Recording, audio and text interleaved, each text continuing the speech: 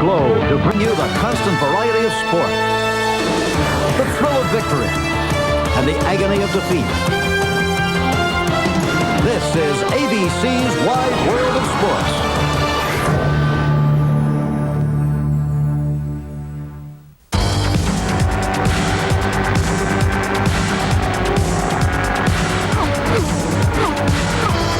Auto racing in America, a dynamic mix of technology, competition, and history.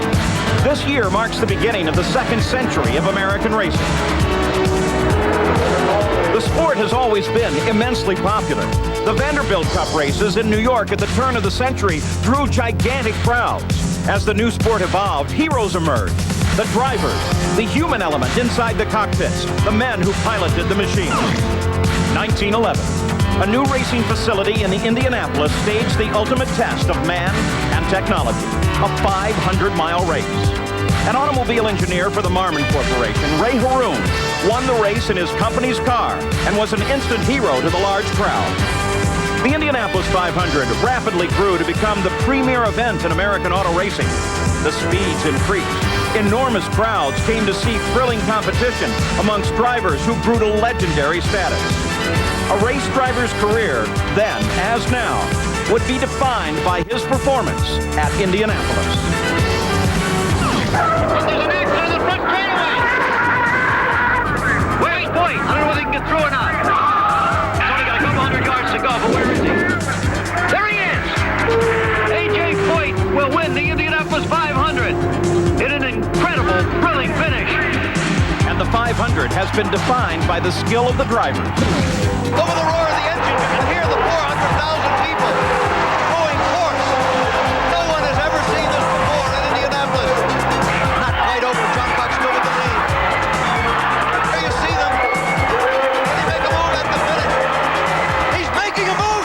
No, not quite. Gordon Johnson has won the Indianapolis 500. He won it by less than a car length. The cheers are for those who accept the danger with daring, those who strive for the ultimate victory. Fittipaldi comes inside Little Al. A drag race on the backside again. Slower traffic moves to the right. Can Fittipaldi get past?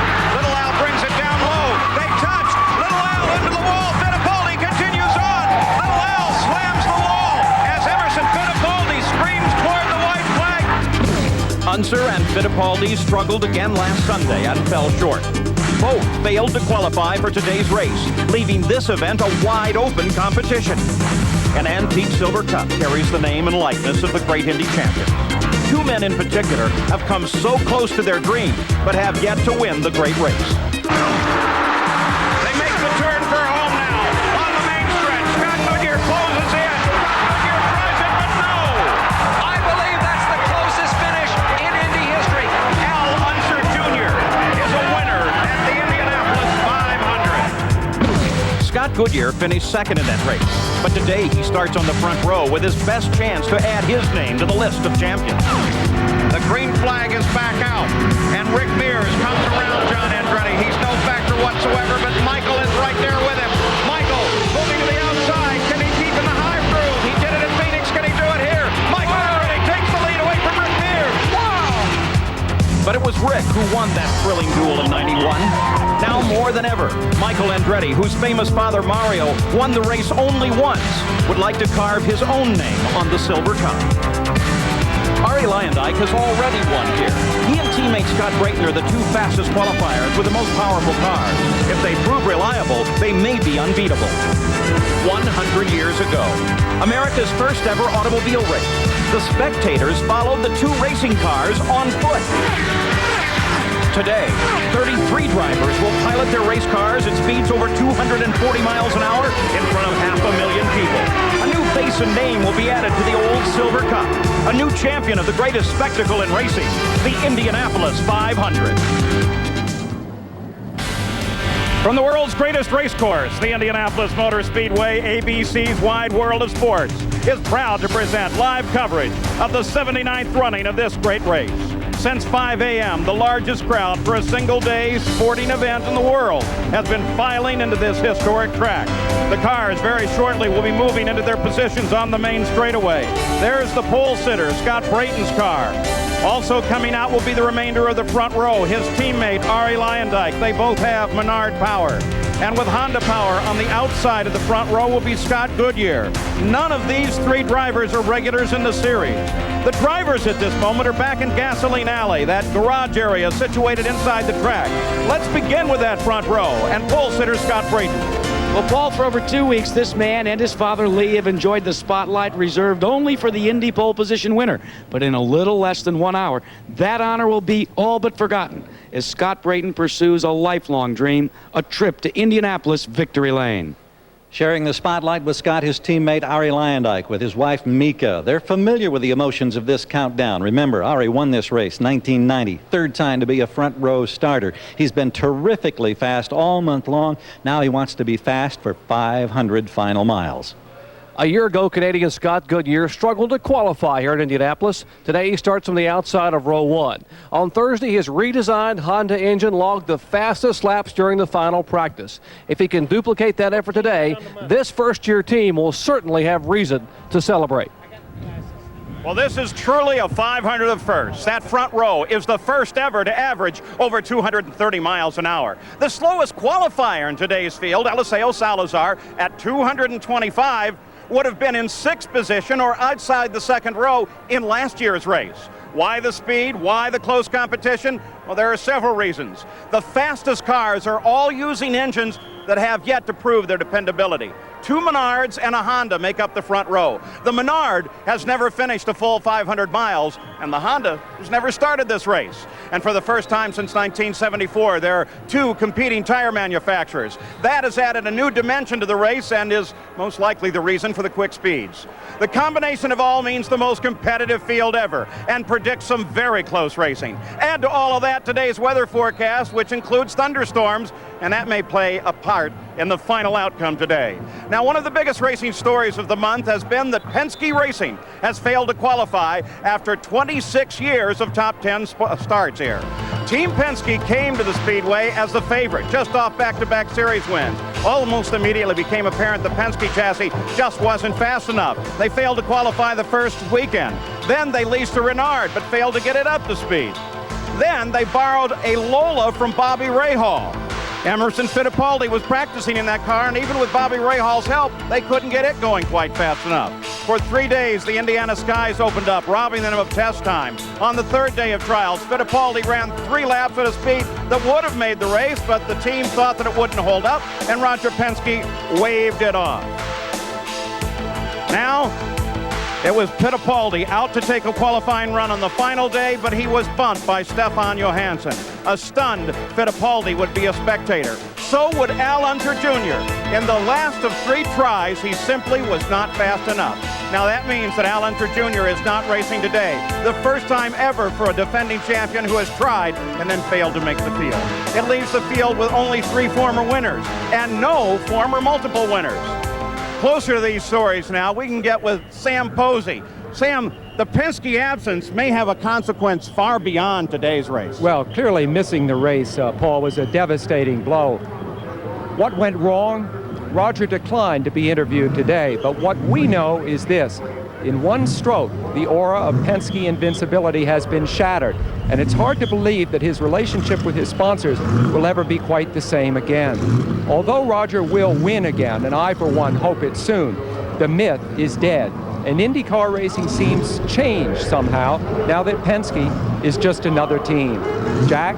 Sam, the Ilmore Mercedes is also in the field, as well as the engine of choice, the Ford Cosworth. But the reliability that Paul questioned about the Buick V6-based Menard V6 on the pole sitter's car, well, Team Menard sat this car on the pole with this engine and continued the development work that started all the way back when the car finished in 3rd place back in 1992.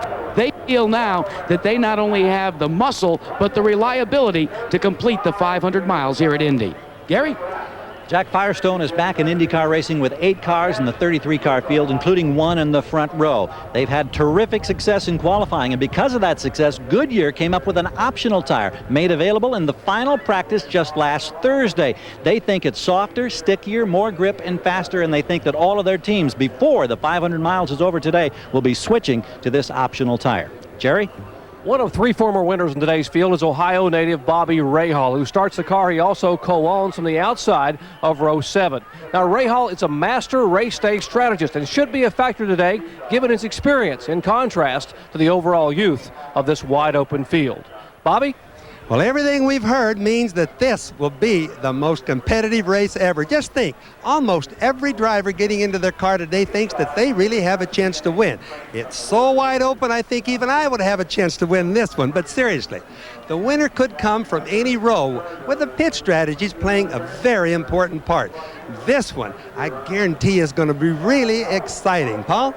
Well, Bobby, the clock is counting now as we take a look at the Indianapolis Motor Speedway. Its long straightaways and its 4 turns. We'll be taking closer looks as the day goes on.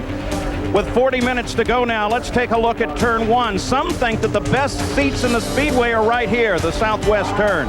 There the fans get the best look at the leader on the start of the race itself. In 1992, Mario and Michael Andretti charged around Eddie Cheever and began a battle for the lead as the fans in that first turn stood and cheered for the first 20 laps. So at the Indianapolis Motor Speedway, we're close to a start. We'll be back. You want to know how the company has won more races in the history of NASCAR? Genuine Chevrolet and cold-filtered Miller Genuine Draft, making the world a very cool place. A new attraction here at the Speedway, the Indy Fan Fest, just inside the second turn. Lots to do there. Now, the sun is shining on parts of the track right now. The weather today calls for scattered thunder showers, but they say we may be able to get the entire race in. The temperature may go up to 80 degrees. Now, let's introduce you to the 33 starters. This year, we've broken the field down into 3 groups based on their experience in this race. And consider this, no driver in the field today was driving 15 years ago in 1980. As we go through the field, we'll see what some of them were doing back then. The first group is drivers in their first or second year at the Brickyard. Rookie Gil de Ferran is from Brazil. He'll drive the yellow number 8 for Jim Hall Racing. His mentor is world champion Jackie Stewart, who has helped promote his career. The only Fittipaldi in the field is Christian, Emerson's nephew. This Brazilian rookie drives for Derek Walker after 3 years in Formula One. 15 years ago, he was 9, and with the help of his driver, Father Wilson, he was already winning races. Carlos Guerrero is a 37-year-old rookie from Mexico. Much of his 26 years of racing experience comes from go-karts. He started driving open-wheel racers just 6 years ago. The fastest rookie ever at Indianapolis is Brazil's Andre Ribeiro, teammate to front-row driver Scott Goodyear. He is one of Steve Horn's 2 Tasman entries powered by a Honda. In 1980, he was 14 and making his first visit to the United States. Eliseo Salazar is the first driver ever from Chile. His racing background has him well prepared for Indy. By 1980, he already had 6 years of racing experience, racing first in Chile, then in England on his way to Formula One. The last of the 6 rookies is Alessandro Zampedri of Italy, driving for football great Walter Payton and Dale Coyne.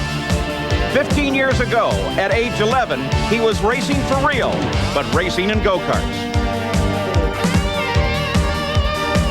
After missing the race the past 2 years, Belgium Eric Bachelard returns to drive his second Indy 500, also for Peyton Coyne.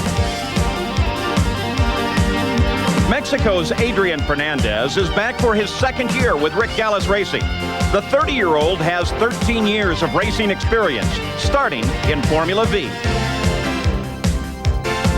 Mauricio Gugelmin is from Brazil. Last year as a rookie, he finished 11th. His background is Formula One. He was the Brazilian national go-kart champion at age 17. Brian Herta is in his second year. He was injured at Toronto last year. but struggled back to start driving again, only to be re-injured after qualifying for today's race. But the young man from Southfield, Michigan, who began racing in 1982, will start 33rd in his backup car. 3 years ago, Hideshi Masuda was a reporter at this race for Japanese television. Last year, he crashed while running 7th just before the halfway. In 1980, he was not yet driving, living a more traditional role in Kawasaki, Japan. Scott Sharp comes from a racing family, too. His father was a successful road racer. Last year, he finished 16th. This year, he drives for A.J. Foyt. Last year's Rookie of the Year was Jack Villeneuve. He started 4th and finished 2nd. Today, he starts 5th, driving again for Barry Green. Since last year, he's scored 2 IndyCar wins. As a freckled-faced 9-year-old in 1980, he already had years of racing experience. A lifelong dream about to be realized for Andre Ribeiro. The emotions of this moment, Andre. It's incredible, so difficult to say. This month has been so good that now it's just a dream come true. We hope it's a good, safe day for you. Thank you very much. Thank you. Jerry? Christian Fittipaldi, experienced as a driver with 3 years in Formula One, yet your first ever oval track super speedway race today. What advice have you gotten from famous Uncle Emo? I think he taught me a lot this past 2 weeks, and I'm sure that with all his advices, I'm very well prepared for the race now. Let's get the show rolling, and let's see if that's true, right? Emerson, what are the emotions as race time draws near and knowing you will not compete today? Well, Jerry, it's very, very difficult to come back here after 11 years and not be able to compete, but I'm looking for next year. Marlboro Team Penske will be coming strong back again here, and then I race together with Christian next year, and I wish him all the best. I'm sure it's going to be a great race. We're going to enjoy the race today. He's going to do a good race. Two-time winner, always a gentleman. Jack? Jack, 2nd place last year, your rookie year. What did you learn from that run that you can apply to this Indy 500? Well, from running here, you get used to running in the traffic at high speeds, and you get used to the amount of downforce you lose being behind someone else. So there's not going to be any unknowns this year, a lot less anyway. And last year I was with a great team, and this year's the same team, and all the people in Team Green, I know they're going to do a great job during the race. Paul? Well, the minutes continue to tick away to the start of the engines. There's turn 2, the southeast turn on the outside of the exit, the original VIP suites where Bobby Unser is watching. Turn 2 is an action spot. The collective tiny mistakes of the front straight in turn 1 catch up with the drivers in this turn. In 75, Tom Sneva got caught up with a slower car and cut his car in half. It was a great surprise when he actually walked away from this accident with the help of his rescuers. The fans now filling into the southeast vista there. A huge grandstand that gives a view of turns 1, 2, 3, and all the way down the backstretch.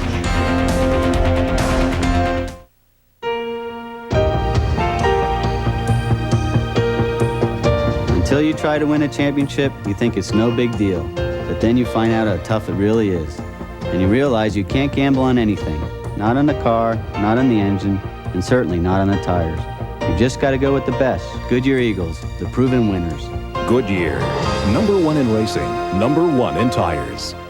It isn't easy winning one of these things, and without Goodyear, it's almost impossible. Twice, Michael Andretti has appeared on Tim Allen's Home Improvement Show here on ABC. Tim's at many of the races, done a little road racing as well. Now let's continue our look at the starting 33. Here's Sam Posey. Well, Paul, the second of our 3 grid groups is comprised of drivers who have raced here from 3 to 7 times. Sophomores, you might say. None of them has ever won the race, but 2 or 3 are among today's hottest favorites.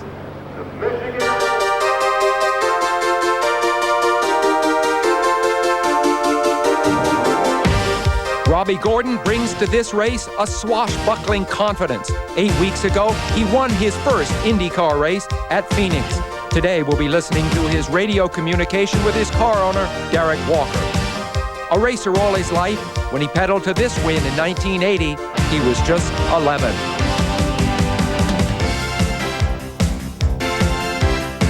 Stefan Johansson, the Swede with a taste for fine art. After 9 years in Formula One, he switched to Indy cars, and today races here for the 3rd time. 15 years ago, age 23, he became the Formula 3 champion of England. When you think of Buddy Lazier, think of Vail, Colorado, his home, and skiing, the passion he shares with racing. A dark horse here in his green Menard, but he has moved fast all his life on pavement and snow. Another driver who loves skiing, Davy Jones. In his first Indy, he was a 22-year-old kid, a protege of A.J. Foyt. Today, Davy is 30 and hungry for the big-time success that has eluded him so far. Like so many in today's Indy field, he began in Formula 4s. Japan's Hiro Matsushita, whose family owns Panasonic, is one of the richest men ever to drive a racing car. Lackluster in 3 Indy 500 starts, he has suddenly found real speed. Scott Pruitt, his career is back on track after his terrible crash 5 years ago. He has been Firestone's chief test driver for their historic return to Indy. 15 years ago, a surprise birthday party. Scott and Firestone could surprise the field today. Lynn St. James. She had to work desperately hard to land last-minute backing to race her 4th consecutive Indy. Lynn has achieved something that in 1980 seemed impossible, that a woman could be a threat here, not just a curiosity. Paul Tracy, the explosively brilliant Canadian, has excelled everywhere except Indy. And it's the same story for his team, Newman Haas, which has never won at Indy. 15 years ago, at age 11, Paul had already been racing 6 years. Like Tracy, Jimmy Vasser is a lifelong racer. He sits in a car at least the equal of the one he drove to 4th place here last year. He's 29, 15 years down the road from his junior year in high school. Eddie Cheever, an American who lived most of his childhood in Europe, shy, at times even aloof, the perfect contrast with A.J. Foyt, for whom he drives. During the last 15 years, Eddie and his wife Rita have had fancy addresses: Rome, Monaco, Aspen. Study this face. You might see it in the winner's circle today. Scott Goodyear, Honda engine, Firestone tires, an eclectic mix that could help this Canadian reach the pinnacle of a career he began exactly 15 years ago. Veteran of 7 Indies, Teo Fabi, the Italian with a degree in aeronautical engineering. As a rookie in 1983, he took the pole. He's with a new team with real hope. The other 7-year veteran, Stan Fox, carries an unusual portfolio. He's a midget and sprint car expert who drives an Indy car only once a year, yet he is awesome. 15 years ago, Stan was Wisconsin State midget champ. Stan and the others in this group share one goal: be first across the yard of bricks. Actors and athletes are attracted to IndyCar racing. Home improvement here in Walker Racing as well, along with Richard Karn and John Elway of the NFL Denver Broncos here to wish Robbie Gordon well. Robbie, what is it going to take for you to pilot your car to victory lane today?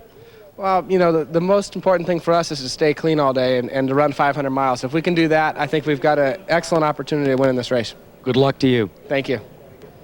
Scott Pruitt stands alongside, and Scott, what a terrific comeback story, missing this race the last couple of years. The thousands of miles of testing for Firestone. Under these prevailing weather conditions, what are you expecting from your Firestones today? Well, I think it's going to be good no matter what. The Firestone is shown all month long. We can run in hot conditions, we can run in cool conditions, and I mean, what I see is going to be a fast race. I hope Patrick gives me a great car they have every other race, and I'm looking forward to it. A chance to make history today for Scott Pruitt. Wish you well. Thank you. Paul? Bobby Rahal, winner in 1986, his wife Debbie, as they make their first appearance out in the pit area, just coming out of Gasoline Alley, as many of the drivers now beginning to move toward the pit area. Let's go back into the garage area. Jerry Punch. Lynn St. James, although you qualified 6th a year ago and start back in row 10 today, for many reasons this must be your most rewarding Indy start to date. Well, as we know, talent, skill, desire does not ensure that you're going to start the Indy 500, but because sponsors did come through, Whitlock Corporation, Blue Blocker, Ford, Goodyear, those people enabled me to be here. We earned our spot. I'm very proud of that spot, and I want to have the race of my life today. Well, she was Rookie of the Year back in 1992. After an 11th place finish, she would like to improve on that today. Paul? There's Davy Jones. He had hoped to drive 2 races here today, one in Indianapolis and then fly to Charlotte, but he wrecked in practice for the Charlotte 600, and so he's going to only drive 500 miles, only 500 miles. Well, they've delayed the start of the engines by about 5 minutes, so it's now 28 minutes until the start of the engines here at Indianapolis as we take a look back at turn number 3, the northeast turn at the end of the long backstretch. It's a guts turn where a driver can set up a pass like Ari Luyendyk and the red and blue car did on Bobby Rahal. Once Ari got past, it ended up being his race all of the way. Watch turn 3. There's turn 3. People already filling those stands all around the racetrack as we move close to the start. There's Scott Goodyear and his wife Leslie. They'll start outside on the front row with his Honda-powered car. Some people think he can win. The 1995 Miller Pit Stop Competition, brought to you by Miller Genuine Draft. Thursday, the 19th annual Miller Genuine Draft Pit Stop Competition was held at the Indianapolis Motor Speedway.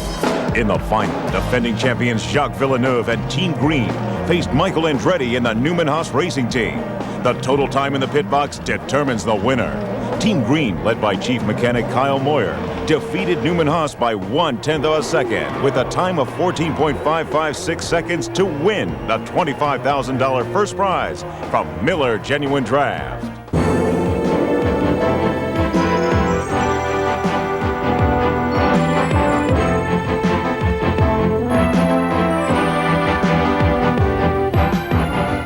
Designated as one of America's national landmarks, the Indianapolis Motor Speedway Museum keeps alive the history of the Indianapolis 500. Come visit with us and find out why the 500 is the greatest spectacle in racing. We're back live at Indianapolis. There's Paul Newman, great actor. Very, very good race driver, one of the co-owners of Michael Andretti's and Paul Tracy's car. Roberto Guerrero, he still holds the track record here at Indianapolis. Many thought that he would lose that honor this year, but he still has it. They didn't get up above his speed. And Danny Sullivan. Been 10 years since he won here with that very famous spin and win. There are 3 former winners in the field. Here is our final look at the fastest 33. Our next group is the most experienced and includes the 3 previous winners. Raul Boesel has led 19 laps in the race in his 8 years at the Speedway. Twice, he started on the front row. This Brazilian has been racing since 1980. That was the year that he married Vera. Now they have 2 children. With a decade of experience at Indy, Michael Andretti is driving for the first time without his father in the field. He's led 337 laps, twice as many as any other driver in today's race. In 1980, Michael was graduating from high school in Nazareth, Pennsylvania. Roberto Guerrero has been racing Indy 10 years. He started out strong. He is still the current track record holder. The 36-year-old Roberto has been racing since he was 11. In 1980, he was driving the British Formula 3 Series. Ari Luyendyk won the fastest 500 ever in 1990. In 93, he was the pole sitter. This is his 11th 500-mile race. When he married Mika in 1980, he already had 8 years of racing experience. This year is the 10th anniversary of Danny Sullivan's spin and win. He returns for his 12th start after sitting out last year's race. In 1980, when not driving Can-Am or Formula Atlantic, he was an avid outdoorsman. Bobby Rahal has competed in the Indy 500 on 12 occasions. In half of those, he has finished in the top 10, winning in 1986, driving for Jim Truman, who died just a few days after that win. Together, he and Truman rolled up quite a record as a racing team. Bobby's been racing for 22 years. The most experienced driver in the field is the pole sitter, Scott Brayton, with 13 previous starts. In 1985, he held the single lap record. His pole position is a dream come true for Scott and his dad, Lee, a former driver himself. Headed through Gasoline Alley with the entire Newman Haas team. Paul Tracy, his wife Tara in front of us. Here's Sandy and Michael Andretti, Mario Andretti. Michael, you've come close so many times at winning this 500-mile event. A lot of people say you're the favorite today. Is this your best chance to win this race? I think it's one of them for sure. You know, there's been a few other years where I think we were in pretty good positions, but I feel good about it. The car's been running great all month, so we'll see. And over here, Mario, we can't ignore you. I know the emotions must be just awful right now for the first time not being in this field as a retired racer. Well, no question. You know, it's certainly a different feeling for me because I always felt quite cool, you know, walking out like we're doing now. But now all of a sudden, you know, I feel some anxieties that I haven't experienced before. But, you know, leave it all up to Mike. I have full confidence in him, and Godspeed for all these guys. Mario, you're always cool. Jack? Gary, it's awfully hard with a crowd of 400,000 to find a place to gather your thoughts, but Bobby Rahal has done it right next to his car up against the outside wall. Bobby, 86 of victory. What do you think it'll take for you to get to victory lane and make your second Indy 500 win? Well, a good, well-balanced car throughout the field run, and really staying out of trouble, I guess. You know, last year we managed to avoid a bunch of incidents in front. I just hope we can do it again if we have to. And the car feels good. I just, you know, you just hope everything hangs together. And if it does, I think we have a good chance. He likes his chances. Let's go to Jerry Punch. Well, pole sitter Scott Brayton, along with teammate Arie Luyendyk, will lead the fastest field in Indy history to the green flag. And, Scotty, got to ask you, what concerns you most? All the congestion at the start or the challenge of completing 500 miles? Well, they both concern me, but the challenge between the 500 miles will be the most difficult one to master. And I think we're going to have a great start and a great race. Let's ask your teammate, Arie. Arie, how about the start? Have you and Scotty worked something out as teammates at the beginning? Well, we're looking for a safe start, obviously, and whoever gets the corner first, gets through the corner first, has it. All right, no deals here. First speed to the corner in turn one will lead the first lap, guys. Well, the clock continues to count to the start of the engines. Last year, the 85 winner Danny Sullivan spent the day high over turn 4, the northwest turn, working with our announcing team. He was the one to make the call as Emerson Fittipaldi hit the wall while in the lead. Emo had a lap on everyone but Little Al and was uncertain about Junior's true position. So when Junior passed him, he picked up the tempo to get him back and drove it right into the wall. Now in turn 4, nearly everyone is at their seat. The pre-race ceremonies here are very traditional and immensely popular. Most fans are seated an hour or more before the start just to watch the preparation.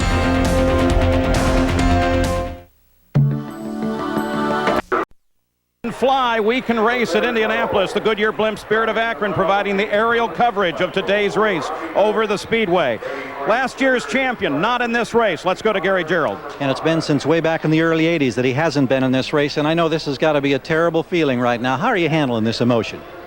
Well, Gary, it just feels very empty. You know, we tried our best with the Marlboro Team Penske, and we just came up short, and now, you know, race days come, and I just feel very empty inside. You watch it from the suite? Yeah, we will. We'll go up and join the team and you know, be a team today. So. And we look forward to seeing you at Milwaukee next week. Thanks, Junior. You bet. We'll be there. Paul? Sad that Little Al is not in the race. Alessandro Zampedri as he waits for the start of the Indianapolis 500. The clock continues to count. There's Michael Andretti. And, of course, the front row team. Adrian Fernandez knows what it's like to make this walk out to his race car because he's a sophomore driver. Christian Fittipaldi experiencing it for the first time in his career. A rookie in competition for the Indianapolis 500. Danny Sullivan, who could ever forget the spin to win where Mario Andretti thought he was going to win his second Indianapolis 500. You know, in just a couple of minutes, Scott Brayton will strap himself in this sleek race car and begin to run from the pole position at speeds in excess of 240 miles per hour. Now, the car is very sleek, side pods. The idea is when you're running at 240 miles an hour, you need wings, front and back, to be able to keep the car on the ground. The tires, you've got to change them between 7 and 8 times during pit stops. No need for gasoline. The car runs on methanol. But miles per gallon, how about only 1.7 miles per gallon? Now, what about 500 miles in just 2.5 hours? That'd be like if you got in your car in Washington, D.C. and drove all the way to Detroit, Michigan. Now, the cost of this entire package to compete in the Indianapolis 500, how about $500,000? The horsepower in the engine, 900 horsepower, 6 times what you have beneath the hood of your car. What's the cost to repair the car and get it ready for the next race after 500 miles? You aren't going to believe this. $200,000 additional. So for a driver, it's not only his office, it's his meal ticket to fame, fortune, and hopefully a trip to victory lane. Robbie Gordon finally making his way out to the field as he looks for his first victory ever in the greatest spectacle in racing. Michael Andretti starting to get out to his car, but some drivers are actually beginning to strap themselves into their car, and there's a reason for this. One of the things that drivers wish to do is begin to dial out the crowd, the people, as Lynn St. James is trying to do right now. St. James enjoys trying to visualize what a race lap around the Indianapolis Motor Speedway would be. Jacques Villeneuve also attempting to do the same thing. Visualization is so very, very important. And now let's pick up the track public address system with the man who's been calling the events here, Tom Carnegie. To the starting line, presenting the Purdue University All-American Band, joined by the lovely and talented Florence Henderson. They join in presenting our national anthem.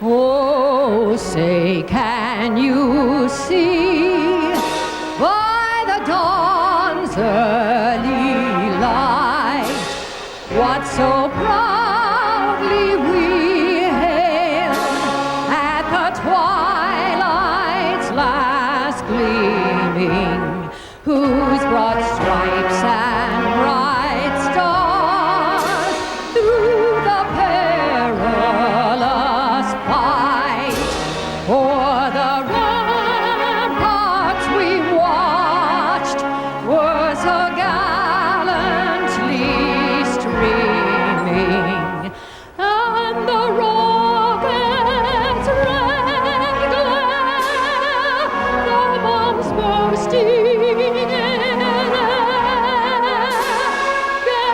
gave proof through the night that our flag was still there. Oh, say does that star-spangled banner yet wave o'er the land of the free and the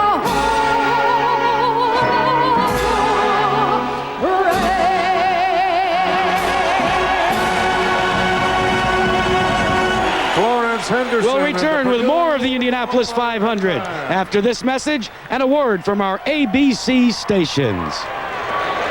The 79th running of the Indianapolis 500 continues on ABC's Wide World of Sports.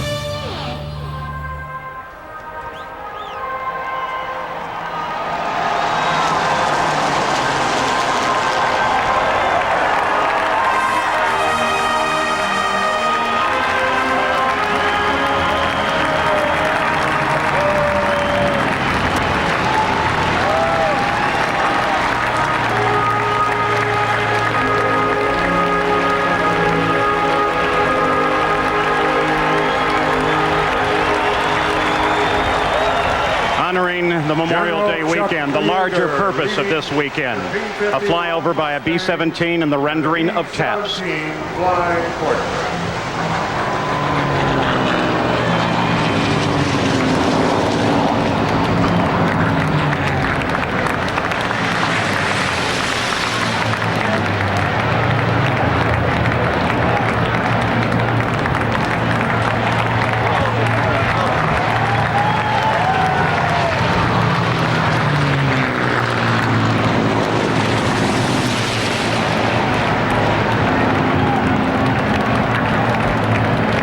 Commemorating the 50th anniversary of World War II.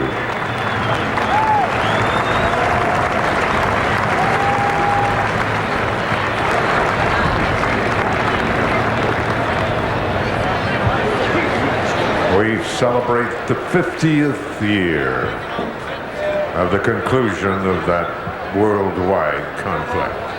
After that, the Indianapolis Motor Speedway began again under the Holman George banner.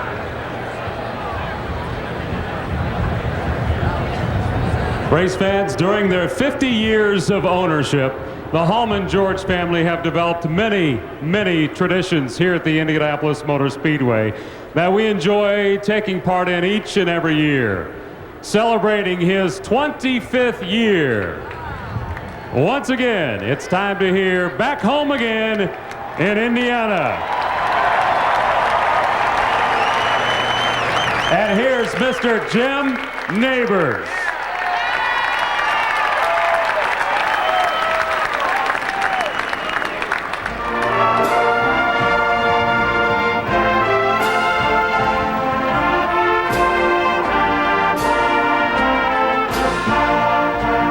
Back home again in Indiana, and it seems that I can see the gleaming candlelight still burning bright through the sycamores for me. The new mown hay its fragrance through the fields I used to roam. When I think about the moonlight on the Wabash, how I long for my Indiana home.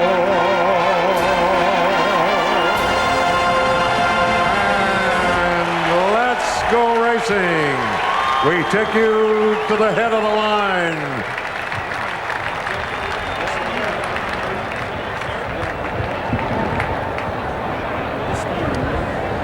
Well, we are just a few seconds away now from hearing those famous words. Certainly an emotional time for all of us as we wait the start of the 79th running of this event and the 50th race for the Hallman-George family. That moment has arrived. To give those famous words is Chairman Emeritus of the Indianapolis Motor Speedway Board, Mrs. Mary Fendrick Hallman. Ladies and gentlemen, start your engines.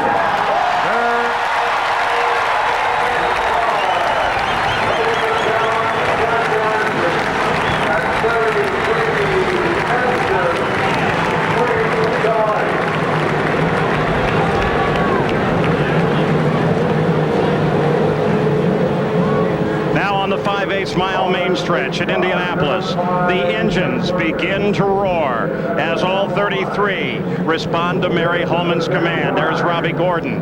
Many of the associate crew members now are moving away from their cars, and very soon they will be rolling away for the start of the race. Let's go down to Jerry Punch at the back of the field. And Chip Ganassi, after all the years, does the thrill of this moment ever go away? Never, Jerry. It just keeps getting bigger and bigger. I'm coming back every year. How about your partner here, Joe Montana? Joe, your first ever Indianapolis 500. What are your emotions? I'll tell you what, they're as high as they've ever been.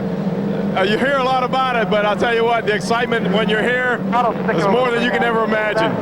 Those are the words from a man who played 4 times with the world watching in 4 Super Bowls. Paul? And a phrase repeated by almost everyone who comes to their first Indianapolis 500. Let's go to Gary Gerald. Well, here's Steve Horn. He's been away from the Speedway for a couple of years, but he won here with Bobby Rahal in 1986. Now with Scott Goodyear and Andre Ribeiro, Honda, Firestone, and a great chance to win. You've got to be thrilled. It's been a great thrill for us all month. The team's done a great job, both drivers, and just really excited to be back here. Well, I know it's a lot of emotion for everybody right now. You got everything under control? Yeah, I think it is. All right. He says it somewhat cautiously. Jack? Well, Gary, what about John Menard as the cars begin to pull out? You've got 2 on the front row. What was the last thing you said as a car owner to the pole sitter, Scott Brayton? I said be safe and kick some butt. Well, there you go, Paul. All right, John Menard owns the 2 cars on the inside of the front row. There's the pole sitter, one of them, Scott Brayton. Race analysis for the day. 200 laps, 500 miles lie ahead for these 33 starters. And the best indication is that they should have pit stops coming right on schedule. But look here, Buddy Lazier has not yet started, the 3rd of the Menard cars. Now, once again, 200 laps, 500 miles. Race record 185.9 set by Lyondike. Expected fuel stops coming between the 24th and 27th lap, depending on how many caution flags come out. Now, sticking at 6,000. Listen to that. You're listening to Robbie Gordon talking with his car owner, Derek Walker. We'll stay with them throughout the day. In today's field, there's the chassis, the engines, the tires, as Buddy Lazier finally gets to roll away. And he will join up in that starting field in his original position. Now let's review for you once again the entire field for the Indianapolis 500. In the front row, on the pole, of course, is Scott Brayton with his teammate Arie Luyendyk sitting alongside. And on the outside of that front row is Scott Goodyear, 2 Menards and then Honda Power. Jim Perkins is driving the pace car. There are 3 safety cars in front of the official pace car itself. The Corvette, beautiful machine. There's your front row. Now let's take a look at row number 2. In the second row, Michael and Jack are both looking to improve their best 500 finish of second. In the third row, Gordon and Vassar both finished in the top 5 last year. In the fourth row, Hero has been fast all month. He's in row 4, along with the fastest rookie in history, Andre Ribeiro. The fifth row, 2 former pole winners occupy this row. In row 6, 2 young Chargers and a talented rookie. One of the former winners heads up row number 7. And we look for the 7th row now. There it is. That's Bobby Rahal. The 8th row, a former winner, a veteran, and the 3rd Menard car, Buddy Lazier, who did get started. The 9th row, the least experienced row in the field, has only 2 previous starts. In row 10, 2 rookies and the only woman in the field. And the 11th row, every starter in the final row has experience. None have ever started this back in the field. Now let's take a look at today's stories.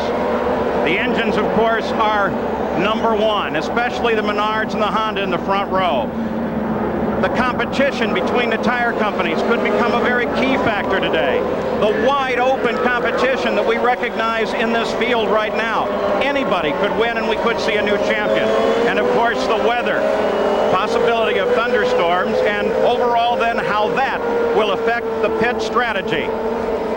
Now, let's go back down to Jack Arute. Well, there are so many stories in the Indianapolis 500. Consider Stan Fox, right here, a native Hoosier, who's a salesman by trade. He runs, as you said, in the grid piece. He runs sprint cars, dirt cars, but he makes 1 start every year for the Indianapolis 500.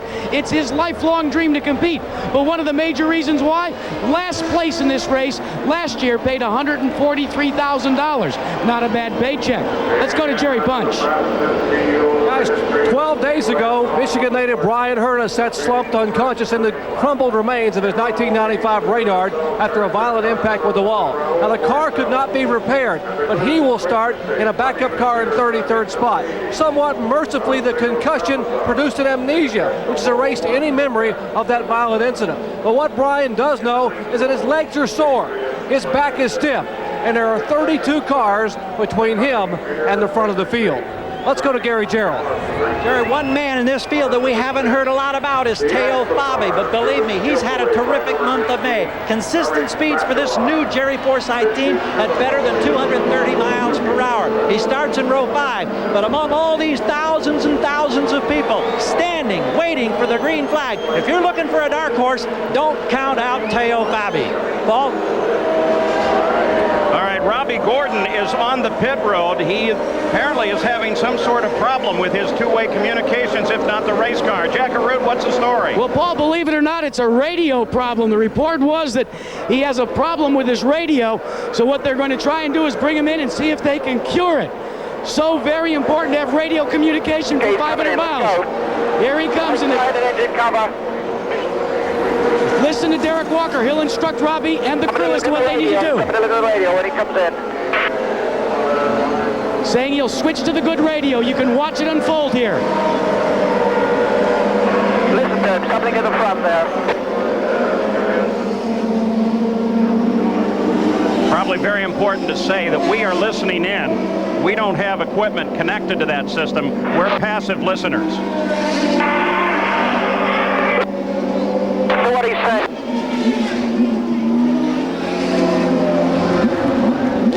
What's the switch in? We don't have another one.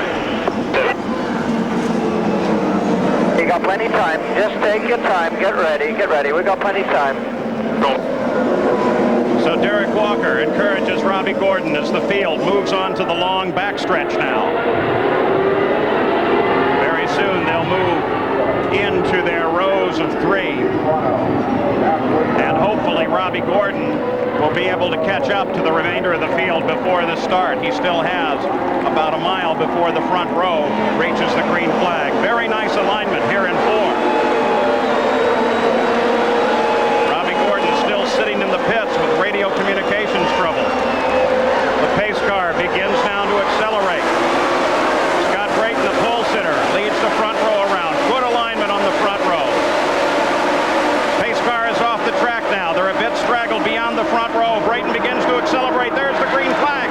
And the 79th running of the Indy 500 is underway as Scott Goodyear sweeps across the outside and into the lead. Arie Luyendyk ducks into second place. And we've got a car into the wall.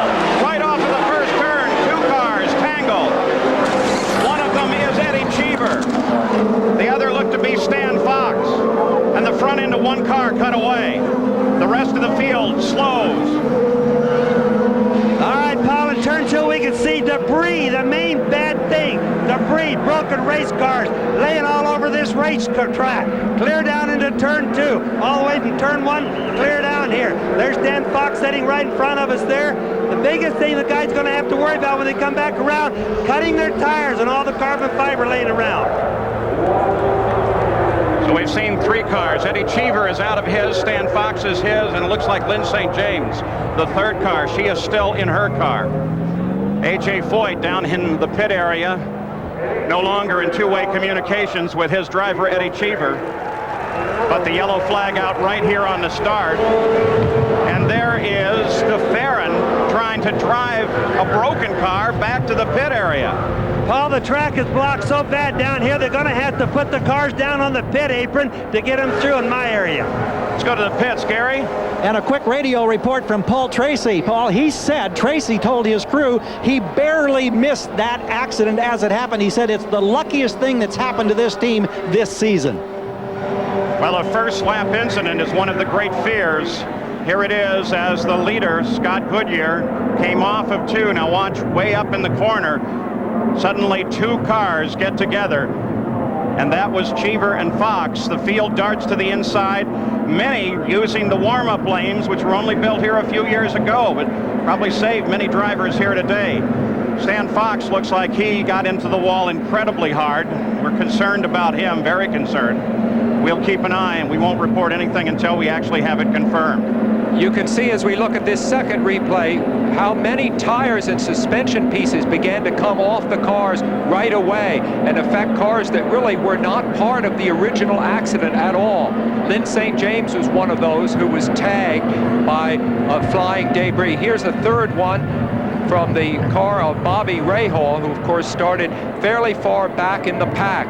Watch to the right of the screen, and there's where the debris is already bouncing around. Remember, carbon fiber is dark gray in color. It's very hard to see against the track, particularly on a day like this, so it's easy to pick up a flat.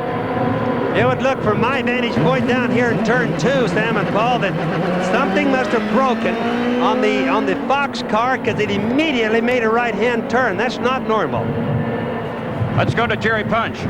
A.J. Foyt talking to his other driver here, Scott Sharp, momentarily. A.J., a tough break at the beginning. What happened? Well, I really don't know. I have not talked to Eddie, and, you know, this is racing. I've been that way before myself here. But right now I'm in contact with Scott trying to figure out if we need to pit or not. Okay, that's Scott Sharp, his other driver. Let's check in with Jack Arute. Well, Jerry, that early caution was a break for Robbie Gordon and his team, because not only did he have a radio problem, but the major reason why they stayed on pit road as long as they did, not to get radio communication, but added to it and exacerbating the situation, a throttle that kept sticking. And Paul Page, you know that's the last thing you want in Indianapolis is a throttle sticking wide open. Gordon's had that problem before. Yeah, I've had the problem at Miami. For one, had radio problems at Phoenix, but yet he won that race. So now the yellow is out the first time. 1 lap is complete. We're under a caution at Indianapolis owing to this accident. When we come back, we'll update it. Indianapolis, still under yellow after a first lap accident, first turn actually. The field is still circulating on lap number 3. These are the cars that we believe are involved in the crash. Eddie Cheever, Lynn St. James, Eric Bachelard, Stan Fox, Carlos Guerrero, and Gil DeFerrin. This is regular speed. Now look back in the field. See, looked like Cheever was right down on the grass as Fox and Cheever got together, and then everybody else involved. The trouble started in rows 4 and 5 with Stan Fox and Eddie Cheever. Stan Fox, low down, appears to lose control and go across the track up toward the outer wall and strike Stan Fox.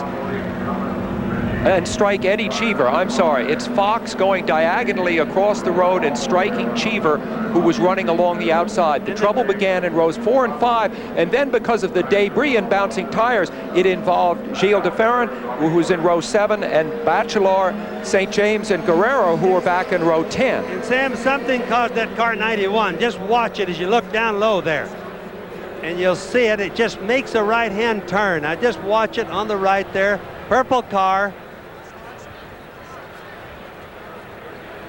What he did is I don't think he got touched or anything. He lost the rear end a little bit to the right. The car hooked. It immediately made a right-hand turn and right straight into the wall. Of course, that's what we're really worried about with Stan Fox the most. He really hit the wall head on.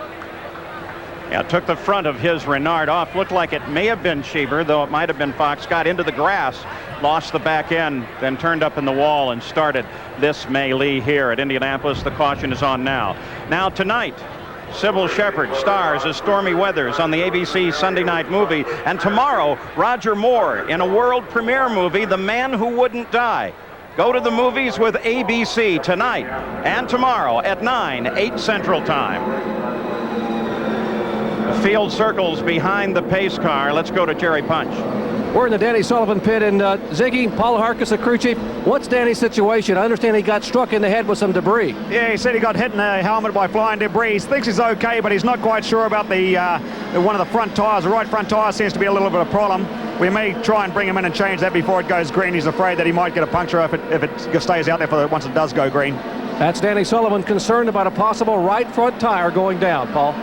We'll be frantically checking all the cars. There was a lot of debris out there. It could affect the race. We'll be back.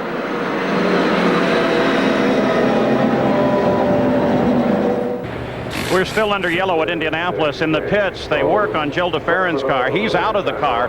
You saw him actually drive this terribly damaged car all the way around. They're counting on these slow laps and extensive caution period to maybe get that car repaired. Let's go to Gary Gerald. And here's another driver involved, Eric Bachelard, your crew working on your car. From your seat, could you have any idea what happened? No, I was too far away, so I just suddenly I could see Cheever was in the wall and there was parts flying all over the track. And I was more a victim of that because there was a one wheel flying and hit my front right. So all the front right of my car is damaged. So they're going to fix it now. And I should be able to restart, but I hope the car is going to be set up properly again. Well, let's swing over here. Thank you, Eric. Walter Payton, of course, your first time involved now as an IndyCar owner in the Indy 500, and here we are in the opening lap watching your crew dig into your checkbook. It can't be a very comforting feeling.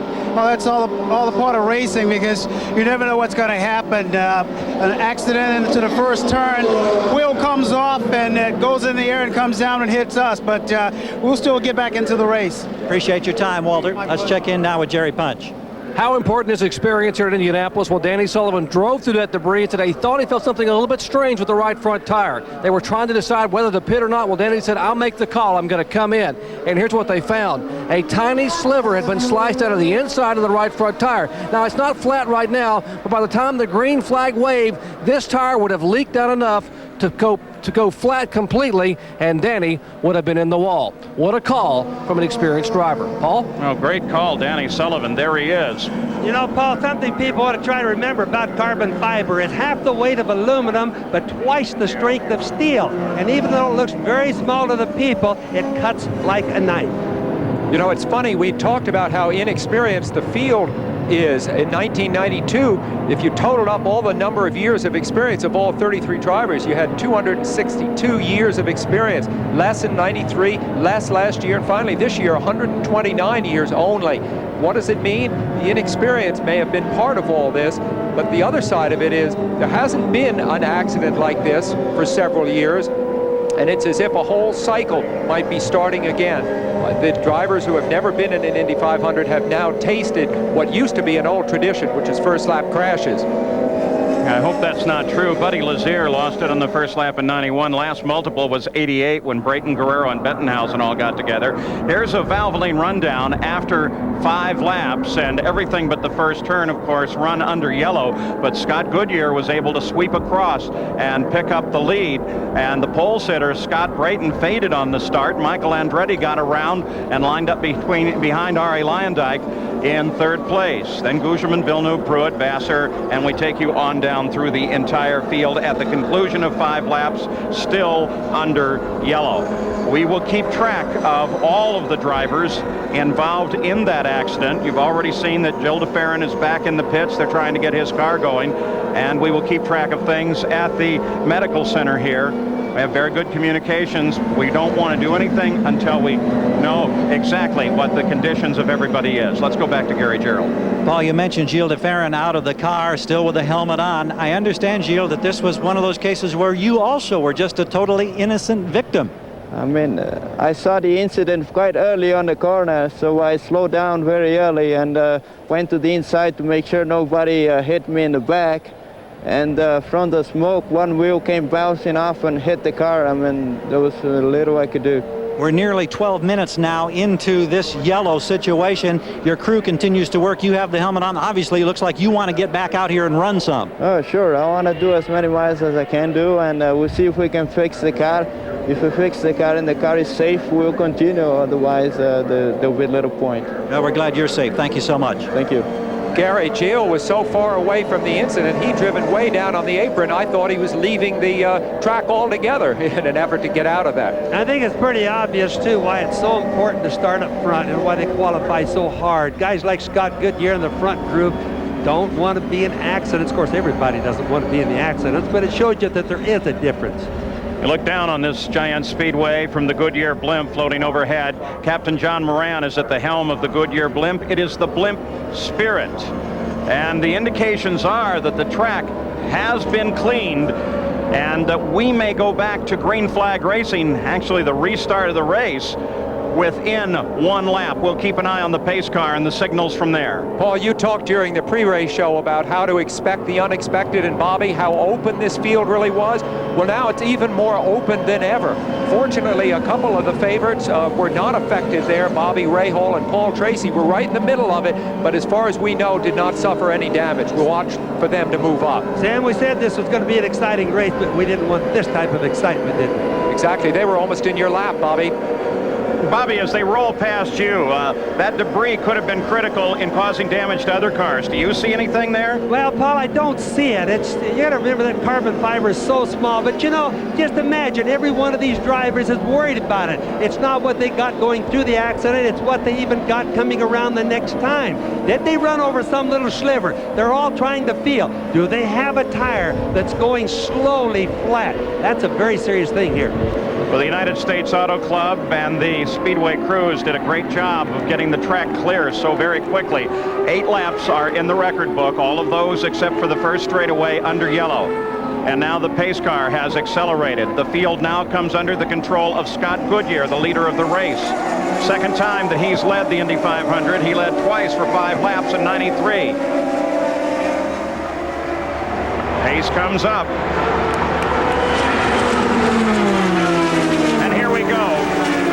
Winks on the main straightaway. Now single file back to the green. And Arie Luyendyk immediately starts a challenge on Goodyear. Michael Andretti is 3rd. Scott Brayton is 4th, and Luyendyk sweeps across the front. Look at the tremendous power of that Menard engine as he begins to pull away. Look at the smoke coming out of the Menard. We had smoke coming out of the right rear of the Menard as it came through that corner. Now that could have been from the debris before, Paul, because I don't see any smoke down the back straightaway. Michael Andretti moving inside of Scott Goodyear. The fight is for second place. I asked Scott if he figured he'd have to go after the Menards, even though it's thought that the Menards might not finish the race. He said, yeah, I got to race them no matter what, so that's what we're seeing happen here. So in just one lap, Scott Goodyear drops back into third place.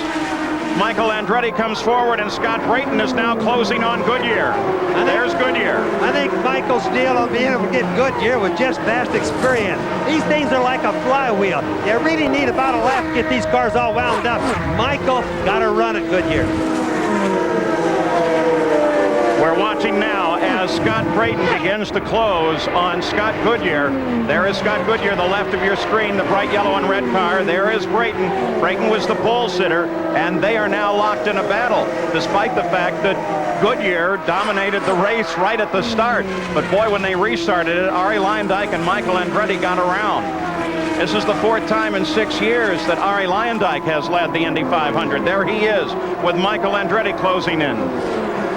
Now let's also try to remember now that the weather has been a big factor here. Fernandez is in the pits right there. And I started to say the weather is a big factor. Right now the weather is a whole bunch better. I can see from my vantage point, but the drivers are pushing hard early on because if the race were to end after halfway, they must be as near the front as they can, possibly winning. Well, Bobby, you won a range-shortened race here. What would be the strategy of all these teams with the potential of weather? Flat out for right now, Paul, believe me. All right, let's go to the pits. Dairy Punch. Actually, we're back in the garage area, and Eddie Cheever able to walk away. Eddie, what happened out there on the first lap? I was on the outside of Stan, and I was already starting to look at corner 2, and he just turned sharp right. It almost as if something either broke in his car or somebody pushed him. He turned sharp right.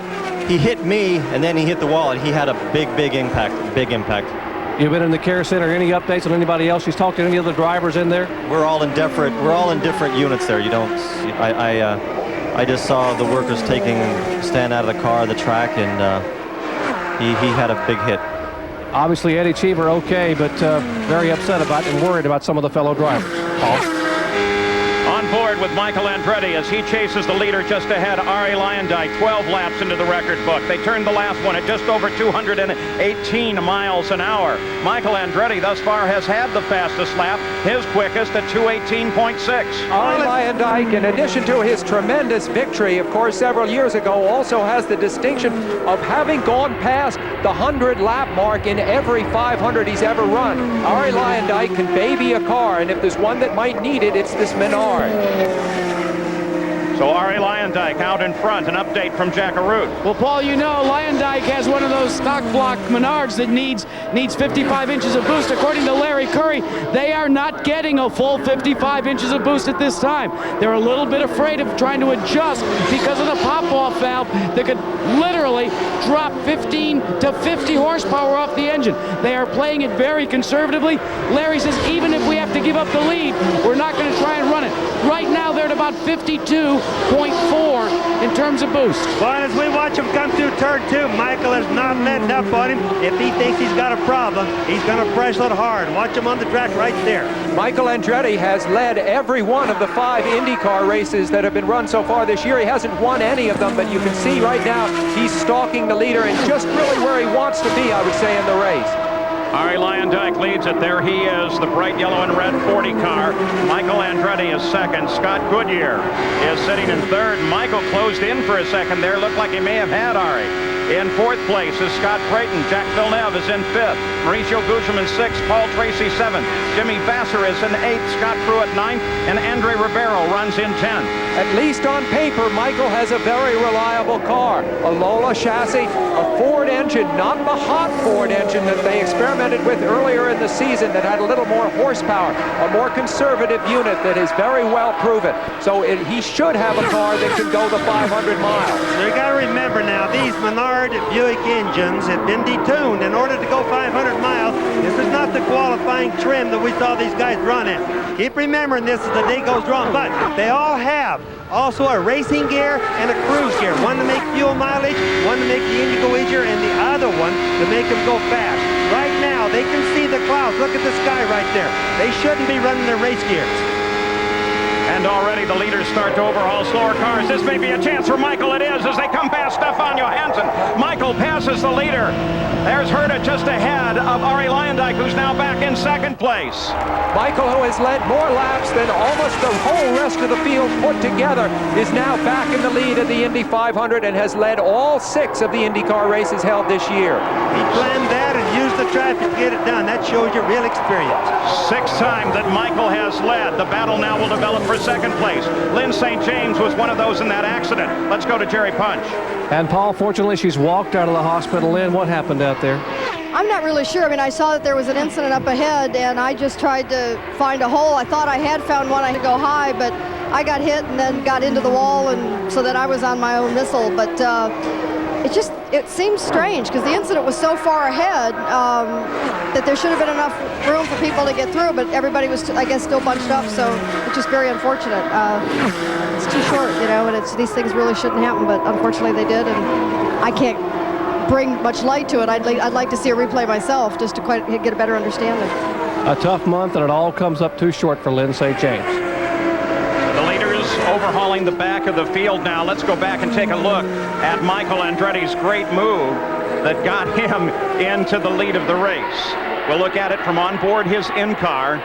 Now, there's been talk of throttle response problems with the Menards, and you see, Arie had to slow up there for Stefan Johansson, and Michael had it perfectly timed, and Arie couldn't get back up to speed and fast in time to block Michael. Same shot from Arie Luyendyk's car, and boy, he almost got pinched off there, but there you see the thoroughbred versus the production-based engine. That thoroughbred engine, the Ford Cosworth and Michael's car, will wind up a little faster when necessary. I think you may find the Menards have trouble in traffic. What they did right there is they used a double draft. When 2 cars get side by side, it's just like a vacuum cleaner, and that's how Michael got by those guys. So 19 laps are complete in the Indianapolis 500 with Michael Andretti taking the lead over Arie Luyendyk and Scott Goodyear. We'll return with more of the 500 after this message and a word from our ABC stations. 500 continues on ABC's Wide World of Sports.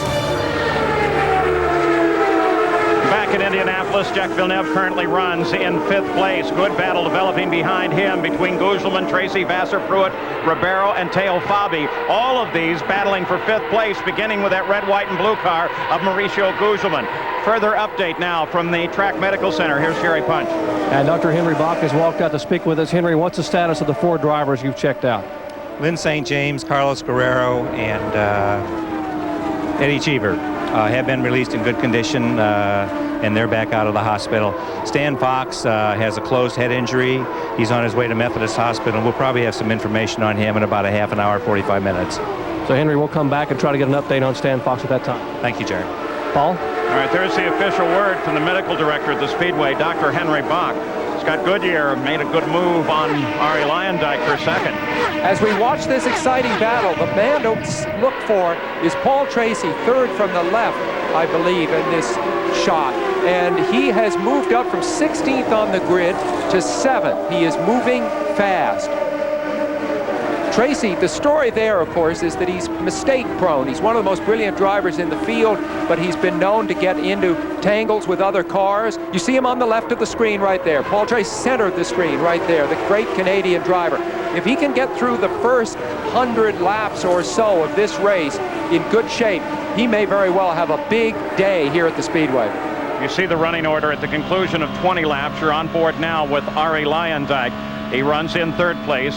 He was passed by Scott Goodyear, who moved up into 2nd place. And there is Goodyear and DeFerrin's car being pushed back to the garage area. I guess they've decided no go on this, because if they put it in the garage area, it cannot come back out. And of course, the key here is to have that car out of the way when the pit stops begin, which should be very, very shortly. Jack Arute, isn't that correct? Well, Paul, it should be as early as maybe 3 laps from now. Arie Luyendyk should be the first of the leaders to come in. And you know, Goodyear Tire and Rubber Company brought a 2nd compound tire to Indy for Carburation Day. It's a little bit softer, and many of the teams are planning to switch to it somewhere during the course of the race. But because of the caution that came out early, many of them are electing not to do it this time. You have to qualify. The tire that you qualified on, you have to start the race with. But you see these tires here in Arie Luyendyk's pit that are covered up? Those are the softer Goodyears.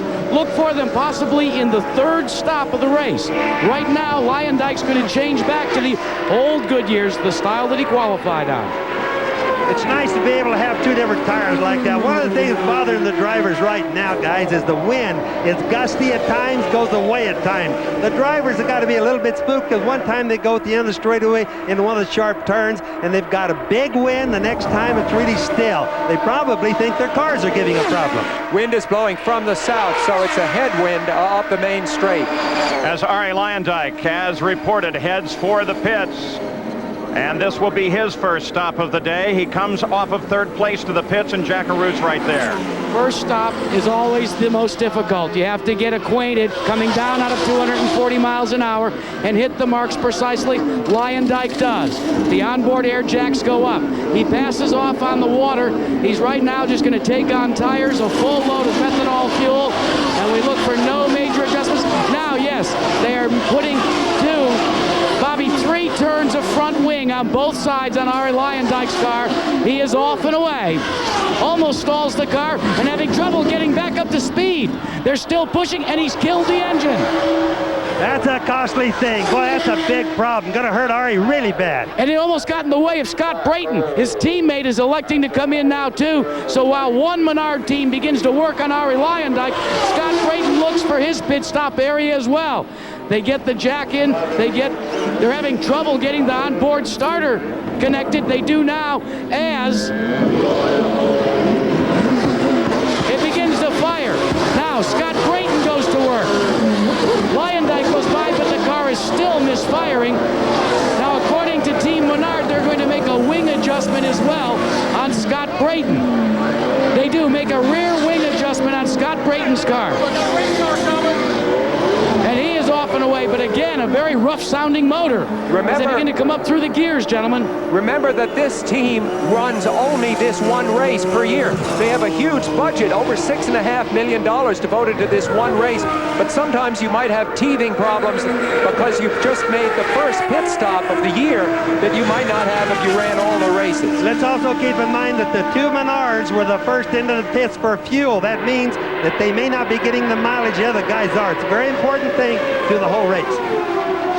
Bobby, that indeed is one thing we should remember, and more importantly, who can forget the problems they had coming back out of the pits? In both cases, in Luyendyk's case, he stalled the car, but Brayton was none better in terms of riding the clutch and coming back up through the gears.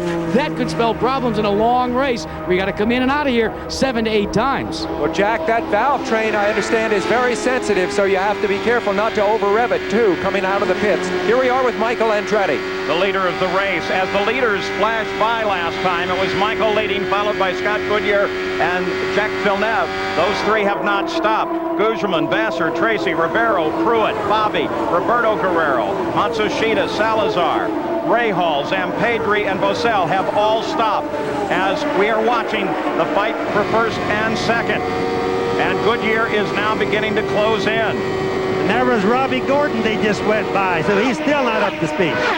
Both of them due for the pits any time now.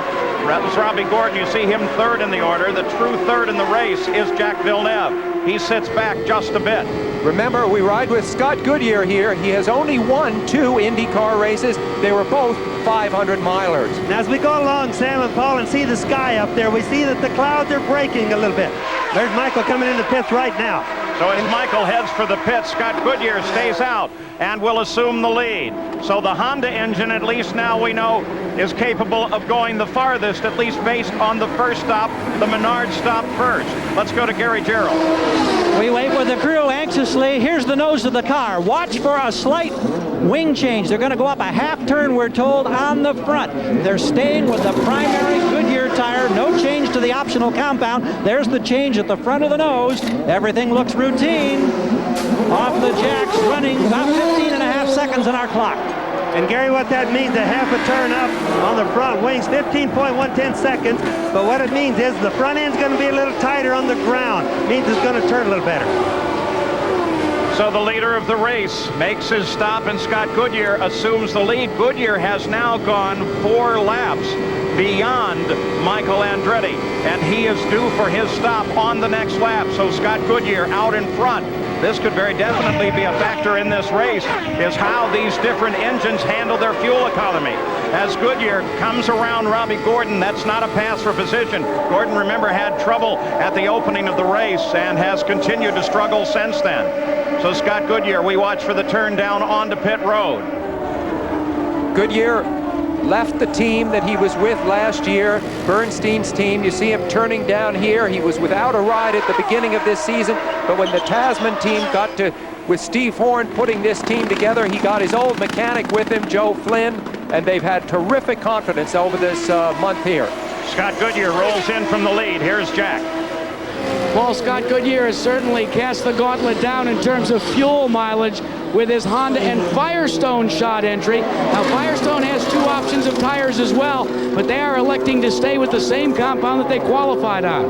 Goodyear now on board in the cockpit, resetting the fuel metering device to tell them how many miles and how many gallons are left on board. They cleaned some debris out of the left front radiator area. A very uneventful pit stop, and he is off and away. Yeah, Jack noticed Steve Horn made no adjustments to that car. Now, that's something else we want to watch as the race goes on.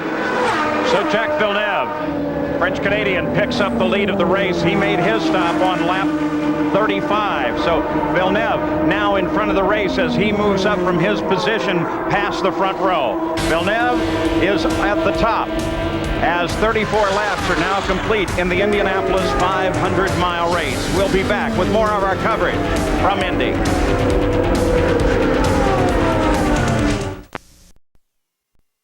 38 laps with Jacques Villeneuve at the top of the order, as we suggested. We are now under a yellow, and the reason for the yellow is a piece of debris out on the racetrack. And how did it get there?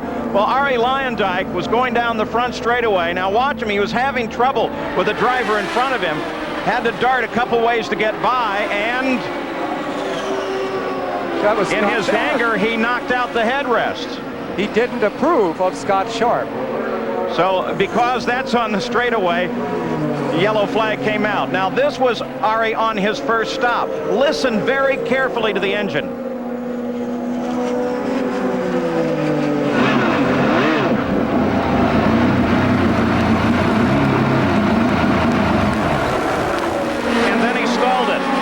That can't be a healthy engine, can it? What's happened is the computer just went astray on him right there. It's no different than what people can understand as a carburetor choke being on when they try to leave their driveway. It was just dead rich, wouldn't keep running. He had the throttle down, but there's nothing he could do about it. Now, they have had some problems on those cars with the fuel pumps too, Bobby Unser. And you got to remember, Paul, this could be giving them problems throughout the entire day. Plus, it makes the computer give the engine too much fuel. But at high RPM, may not be a problem. So the leader of the race is the blue and white 27 car of Jacques Villeneuve. 35 laps are complete.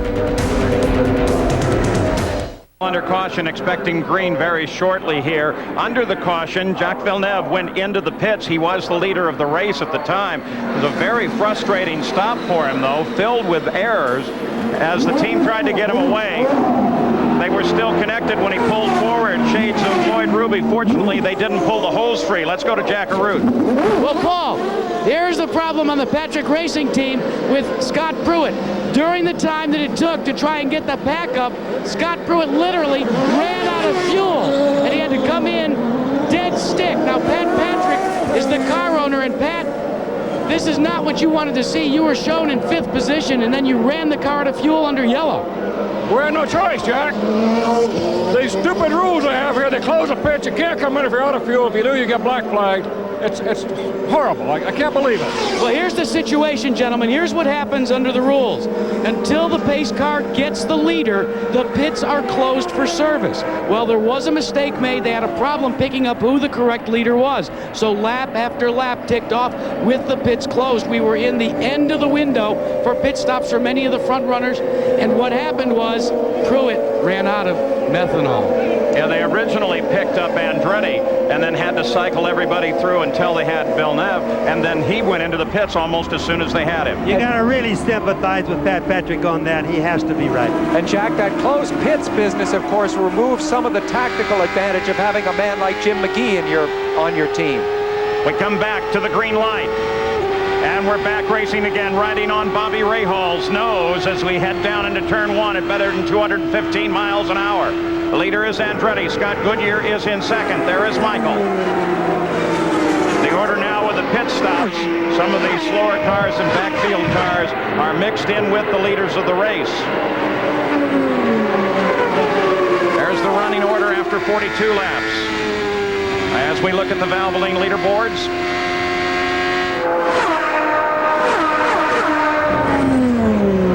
also, let's keep in mind, Paul, that these guys have been watching weather. We're getting a lot of sunshine. They're changing their plans. When they see sunshine, the clouds breaking up, the teams start going into 500-mile plan mode for their pit stops, etc., instead of a scared half-a-lap race. The car directly in front of Michael Andretti, the car in the lead of this group, is Teo Fabi. He's running 11th, in position to be going down a lap to the leader, Michael Andretti. Teo Fabi on the left. Andretti is 5 seconds ahead of the second place car of Scott Goodyear, and then Jack Villeneuve is just a little bit back, about 2 seconds back from Goodyear. Fourth place is now Ribeiro, then Gugelmin, Bosell, Johansson, and Sullivan. You see Michael Andretti's stats. Of course, the one stat that never really comes up is the unlucky times that the whole Andretti family has had here at this track. You wonder now, perhaps with Mario out of competition, you see Scott Goodyear coming by Hiro Matsushita there. If maybe Mario took that bad luck with him and there's a chance for Michael to win here today. Certainly he's doing great so far. Okay, clarification of a report coming from race control. They indicate that the problem was not so much with how the pace car picked up the field, but with the fact that Villeneuve did not pick the pace car up properly, and that caused for the delay. There is Jack Villeneuve. He runs in third place right now. Actually, that pit stop problem didn't really cost him that much. It was under the yellow, and he was terrific getting the clutch in, getting the car started again. Yeah, it really didn't hurt anything, Sam, but it certainly did hurt the Pat Patrick car. Good presence of mind for the young Canadian.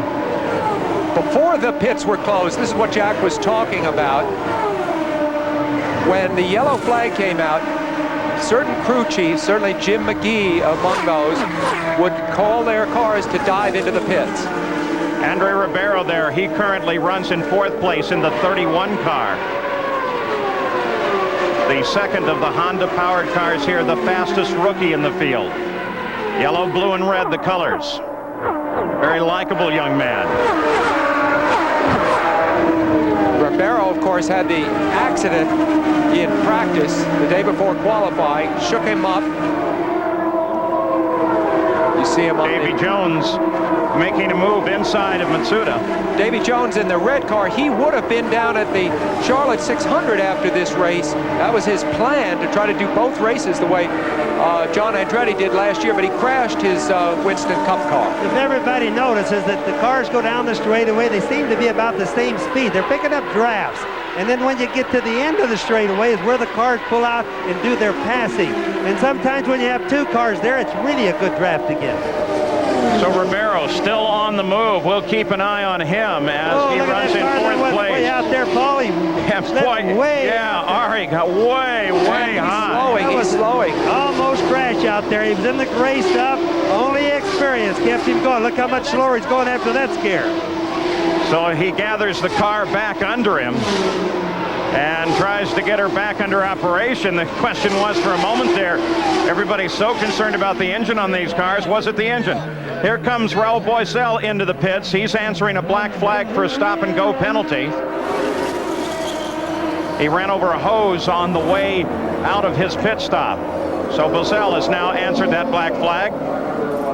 Leader is still Michael Andretti. There he is. Jackaroo. Well, Paul, this is Buddy Lazier, who is the third member of Team Menard. Buddy, what dropped you out of the race? Well, the car was really fantastic. We were able to pass a lot of people. Our fuel pressure dropped down to about 10. And it was, I mean, we were running 7,000 RPMs and it was dropping in RPM. But for the first 5 or 10 laps, it felt really good. It's the best car I've ever been in. It was so exciting, and to have it in with a bad fuel pump is, it gets you right here. Gentlemen, remember, this team has experienced fuel pump problems all month. That's one of the things that they worked on since they qualified on the pole position. They refashioned fuel pumps. This does not look good for the team if this early one of the members has had a fuel pump problem. Jack, I think one of the things you brought up earlier, they only run these Menards once a year. That really hurts them overall. All right, now the word comes from the stewards of the race and race control while we watch Michael, the leader, and we look for Jack Villeneuve, who runs in 3rd place in that blue and white number 27. Because he did not pick the pace car up properly, there he is. They're going to assess a 2-lap penalty. A 2-lap penalty on this car. They'll just take it off of his total and drop him down through the field. Well, that's got to be a disastrous thing. I'll guarantee you, Barry Green is going to really worry about this one. This is a serious penalty. So Andretti leads, Goodyear 2nd. With that penalty, Ribeiro moves up into 3rd. Now here's a look at them trying to get Villeneuve about 10 minutes ago behind the pace car. Now that's Villeneuve on the outside of the pace car. He went by the pace car. Now he's coming back to it. So far, he hasn't broken any rules. And the move of not following those orders precisely cost him 2 laps in the race, and he has dropped well down in the field. In fact, out of the top 20.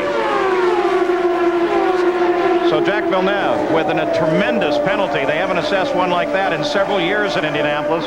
Now he runs in 24th position. The leader of the race is Michael Andretti. We'll return with more of the Indianapolis 500 after this message and a word from our ABC stations.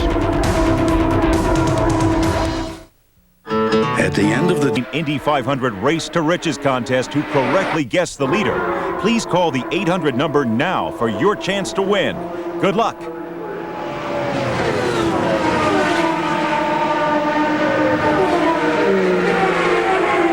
Here's the race summary after 50 laps. We've had 5 lead changes, 5 different drivers. Michael was leading at the 50-lap point. 2 caution periods totaling 17 laps, including that accident that involved 6 different cars on the start of the race. And very shortly, we should be able to give you a further update on driver Stan Fox, who was transported to Methodist Hospital of Indiana from the Track Medical Center here. Now, here is the 31 car. That's Ribeiro, and they black flagged him because he was way over the speed limit of the pits. He was going 132 miles an hour, and he was in 3rd place at the time he answered this black flag. Well, Andre is a rookie, but that seems like a huge oversight for anybody. Well, it shows you that they just can't tell speed themselves. A lot of these cars have the computer set where if they're in a certain gear, they can only turn a certain RPM during the pit deal. Apparently, he doesn't have one. Computer speed limit at 100 miles an hour. Let's look down at the stories now throughout the race. We mentioned them at starting, beginning with the tracking of the engines here. Well, one of the Menards is out, 2 remain in, and Hondas are up at the front of the field. Michael Andretti is the leader of the race. Started 4th, now 1st. Led 33, as you see, of the 59 laps, and he is running a torrid pace. Let's go to Jack Arute. Well, Paul, at one time, this group, Team Green, saw themselves running in the top 3. And now you're all the way back to 27th after a 2-lap penalty. What does that do to your chances in this event? Well, I wouldn't count us out yet, Jack. Obviously, we're devastated. I can't understand what the hell they think they're doing out there, but they waved us by twice, you know what I mean? All the driver does is do what the pace car said, and I think I don't think it's a very good decision what they're doing, but we just got to soldier on. We just fight it a little bit later. Well, we saw on the video when he finally got packed up properly. We didn't get a chance to see it on the video when he went by the pace car, but what was the conversation with USAC like? I just voiced my opinion. I mean, the driver says he was waved by. That's what I've told USAC. Thanks, Jack. Paul? You saw Lyondike was into the pits while we were talking with Barry Green. And we did not see then the actual video of what USAC perceived to be the violations. We saw it when he was finally picked up. The car directly ahead of Michael Andretti, who you see here, is his teammate Paul Tracy in the white car with red on it there. You see Paul Tracy. Michael Andretti is about to put his teammate one lap down, but the team of Newman Haas, so far shut out for many, many years, is very well positioned in the race here so far. Paul Tracy, she started 16th, now moves up into 6th place. Now let's consider these other stories of the day. We were talking about the engines. Well, Goodyear has been looking very strong. One Menard is out of the race. The second is the tire companies. Well, Firestone runs in 2nd place right now. Wide open competition. 6 cars run right now on the lead lap with some interesting names like Guzman, Johansson, and Paul Tracy. And then the weather. Well, it's still sunny. 77 degrees, may even get hotter. And Ari Luyendyk, that stall in the pits may have been very costly for him. We'll continue to track these stories today. We've had 2 caution periods as Paul Tracy right there behind Michael Andretti, of course, not in contest on the course. This could be Michael's year. The first time he's ever driven here without his dad. That was bad for Paul Tracy, though, because he just got put down that lap that he didn't want to get put down, Paul. Robbie Gordon is into the pits. He has not been a factor. He came into the pits running in 17th. There's a new camera position for us at the end of the front straightaway. Great shot where you can see everybody coming down. We'll listen for a second and see if we can hear Gordon and Walker on two-way now.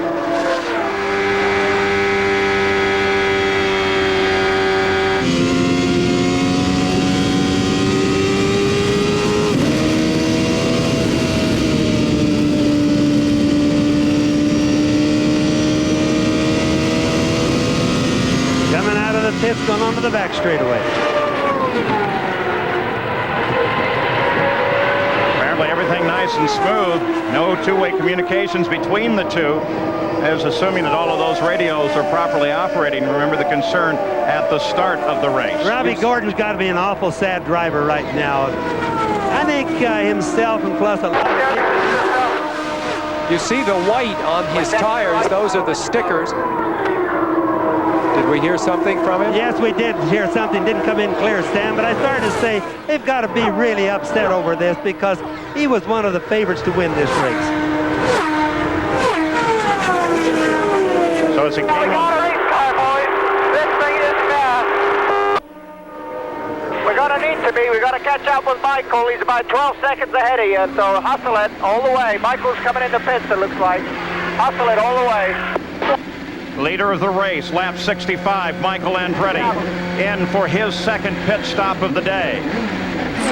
18 seconds back as he headed for the pits with Scott Goodyear. Let's go to Gary. Tim Bumps bangs that right front wheel and goes to work with the wheel gun. They made a wing change on the last time. They're still staying with that primary Goodyear tire. They haven't gone to the option. They like the way the car's handling. No change at the front of the car, just waiting to complete the refueling.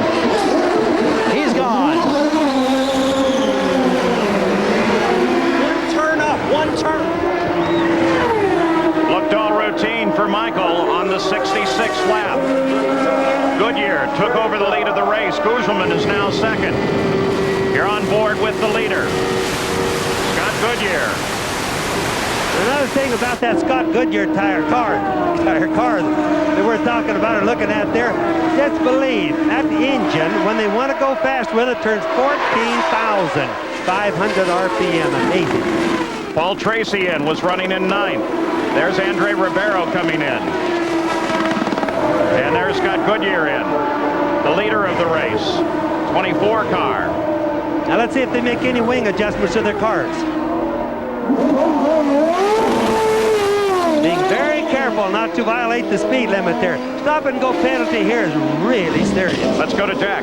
So far, gentlemen, they have made no chassis adjustments to this car. Now they're going to change to one full turn in the right side wing in 14.9. But the most incredible fact is when you start to log in pit stops, the car that is having the worst fuel economy, Ari Luyendyk in the V6 Menard. The best is the Honda, Gary Gerald. Jack, we saw no changes on Michael Andretti's stop, but for his teammate Paul Tracy, who's been battling his way forward in the field, they went up one full turn on the right front wing. We'll see if his car handles any better now. And again, That right front wing going up on it is to make the front end hold better. I keep telling people so they can follow the adjustments of the cars. With that Scott Goodyear stop, Mauricio Guzman becomes the 153rd driver to lead at Indianapolis. Filtered Miller Genuine Draft, making the world a very cool place. Valvoline, the #1 choice of America's top mechanics. And Goodyear, #1 in tires. Back at Indianapolis, Mauricio Guzman is the leader of the race, the Brazilian.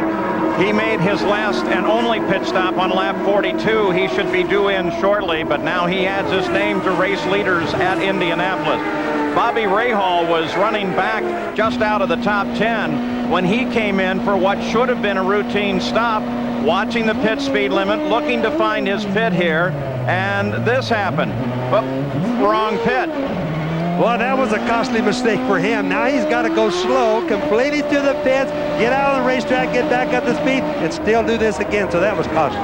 So while we watch the leader, Mauricio Guzman, we have an official update on Stan Fox. He is still unconscious. He is at Methodist Hospital of Indiana.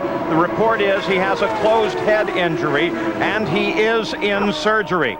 Now, Jerry Punch, a closed head injury. What are we talking about?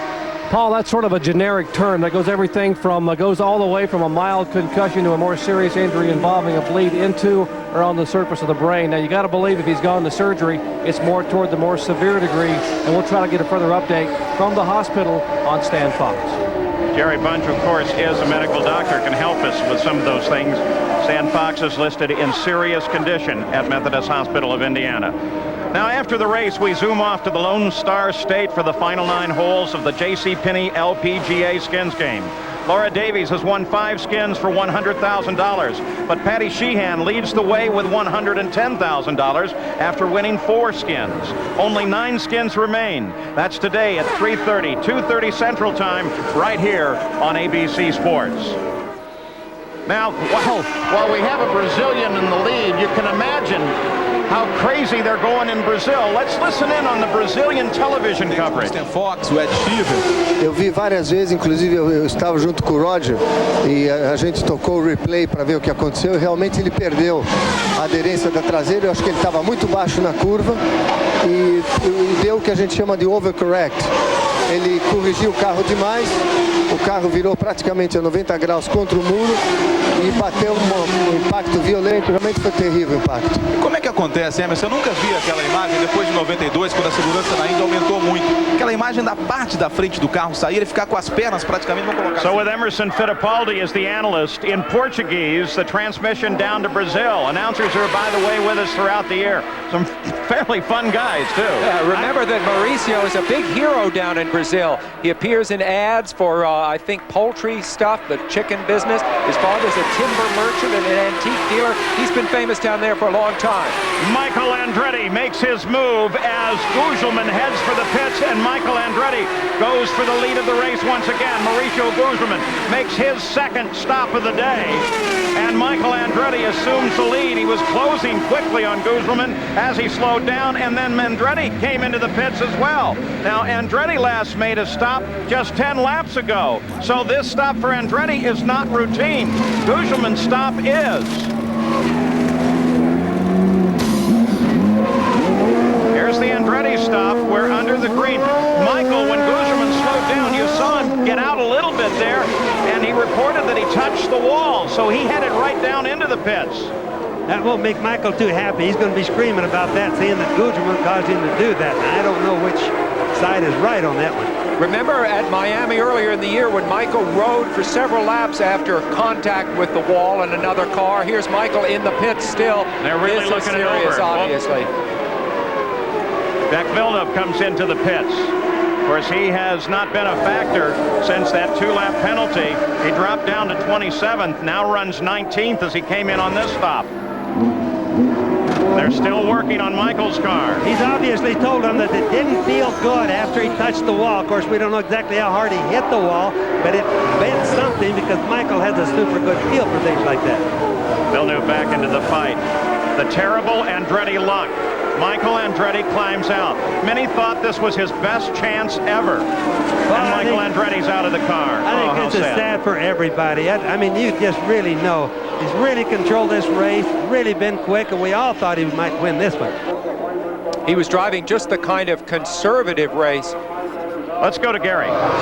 Michael Andretti has come over the wall. We believe that it was a rear wishbone. We have the video contact where he was trying to get around, we believe, Gugelmin, and apparently got the rear up there. They believe it's a bent suspension. As soon as he gets the helmet off, he's huddled with Tim Bumps, his crew chief, his engineer, Peter Gibbons, his wife, Sandy, is there, and we'll try to get a comment.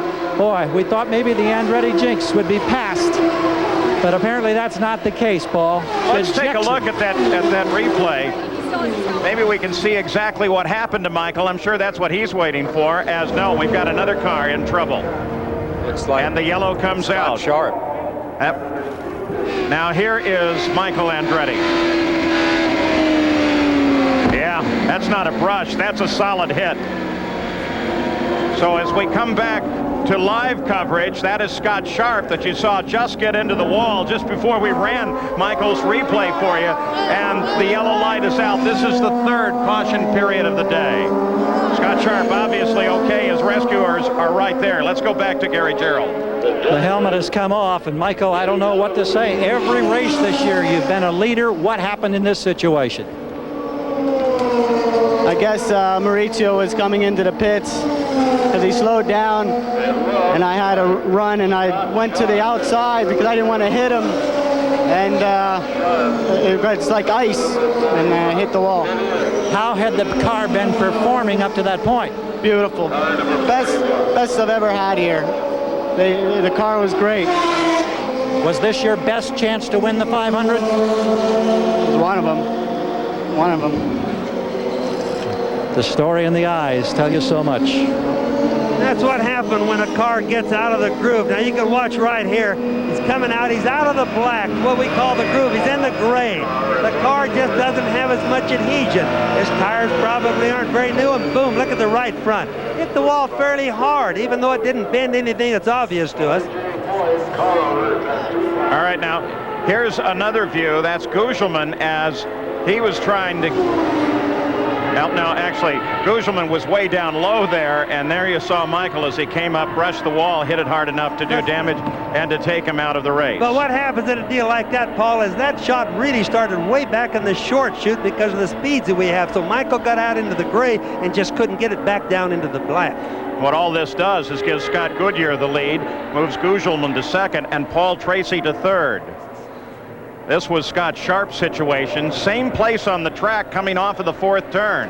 You know, that could also mean that there's some fluids down there, Paul. We should think about that, too. You know, a little water, oil spillage that you can't see. Well, you heard Michael say it was very, very slick there. You saw that Scott Sharp was okay. But we'll keep an eye on that section of the track as the United States Auto Club officials are. And we're under the third yellow, the third caution period of the day, with Goodyear as the leader. In Indianapolis under yellow. Here's a replay of what got Michael Andretti in trouble. That's Maurizio Gugelmin just ahead as they come across the short chute at the north end. Now watch, Gugelmin went to the left. He's plenty low. This thing was slippery. Michael wasn't all that much out of the groove. Watch him, kaboom! He hits the wall. What happened, Paul, I think, is that the racetrack has got some liquid. It's very slippery there. Gugelmin was totally out of the way. Michael was just out a little bit. Well, there is some evidence that would prove that, because about a lap later, this was Scott Sharp coming into the same turn, only he lost it well before the corner and got up into the wall. And then the leader of the race was Scott Goodyear. He headed for the pits. The stop was routine, taking advantage of the yellow flag.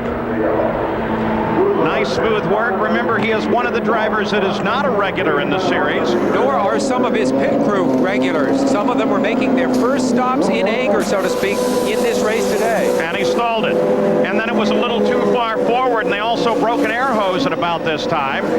So now confusion was reigning over the wall there as they tried to get it under control, get the car back so they could get it started. Steve Horn, finally they pushed it back. Told me this is exactly what they feared could happen because of the inexperience of the crew. Scott Goodyear finally got it going, and And he dropped to 7th place. Mauricio Gugelmin is still the leader. We'll return with more of the Indy 500 after this message and a word from our ABC stations.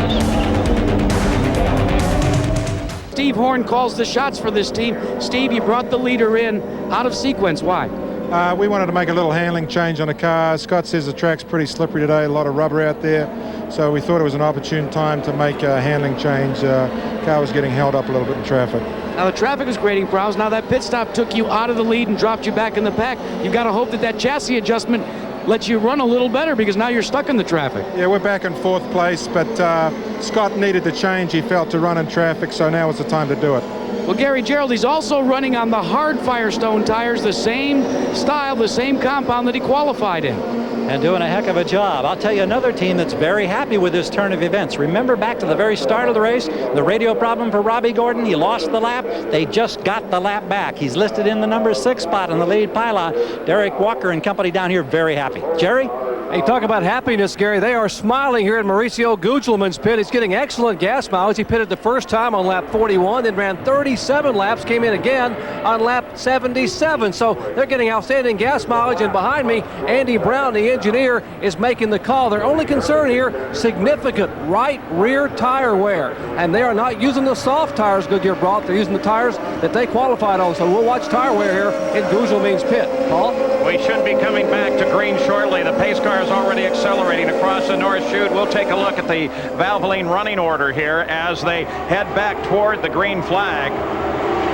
Mauricio Gugelmin is the leader, followed by Tracy, and then the rookie, Andrew Ribeiro. And we're green. Here we go again. Looking for Gugelmin in the middle of all that. There he is, swinging to the outside. That's Rahal just in front of him. Dangerous part right there, Paul, whittling his way up through the pack like that. He's right in the middle of it for a while. Paul Tracy, just a few cars back. Runs in 2nd place. Ribeiro 3rd. Sullivan 4th. Sullivan, the teammate to Gugelmin, the leader of the race. Gugelmin and Sullivan both run for Pac West. They're doing really well.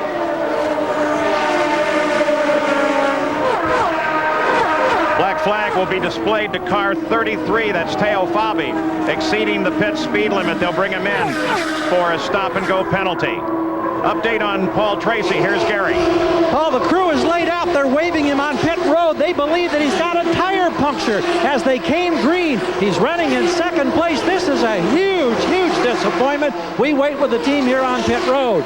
Tracy peeled off, is on the pit road right now, Gary. There he is. He comes into the stop. They'll change, of course, all 4. We were told they believed it was on the rear. Oh, costly stop now. Of course, they top off with fuel. They're holding him. They're making a Wickerbill change on the rear wing. It's complete. He's gone. How many spaces did he lose on the racetrack? That's going to be the key.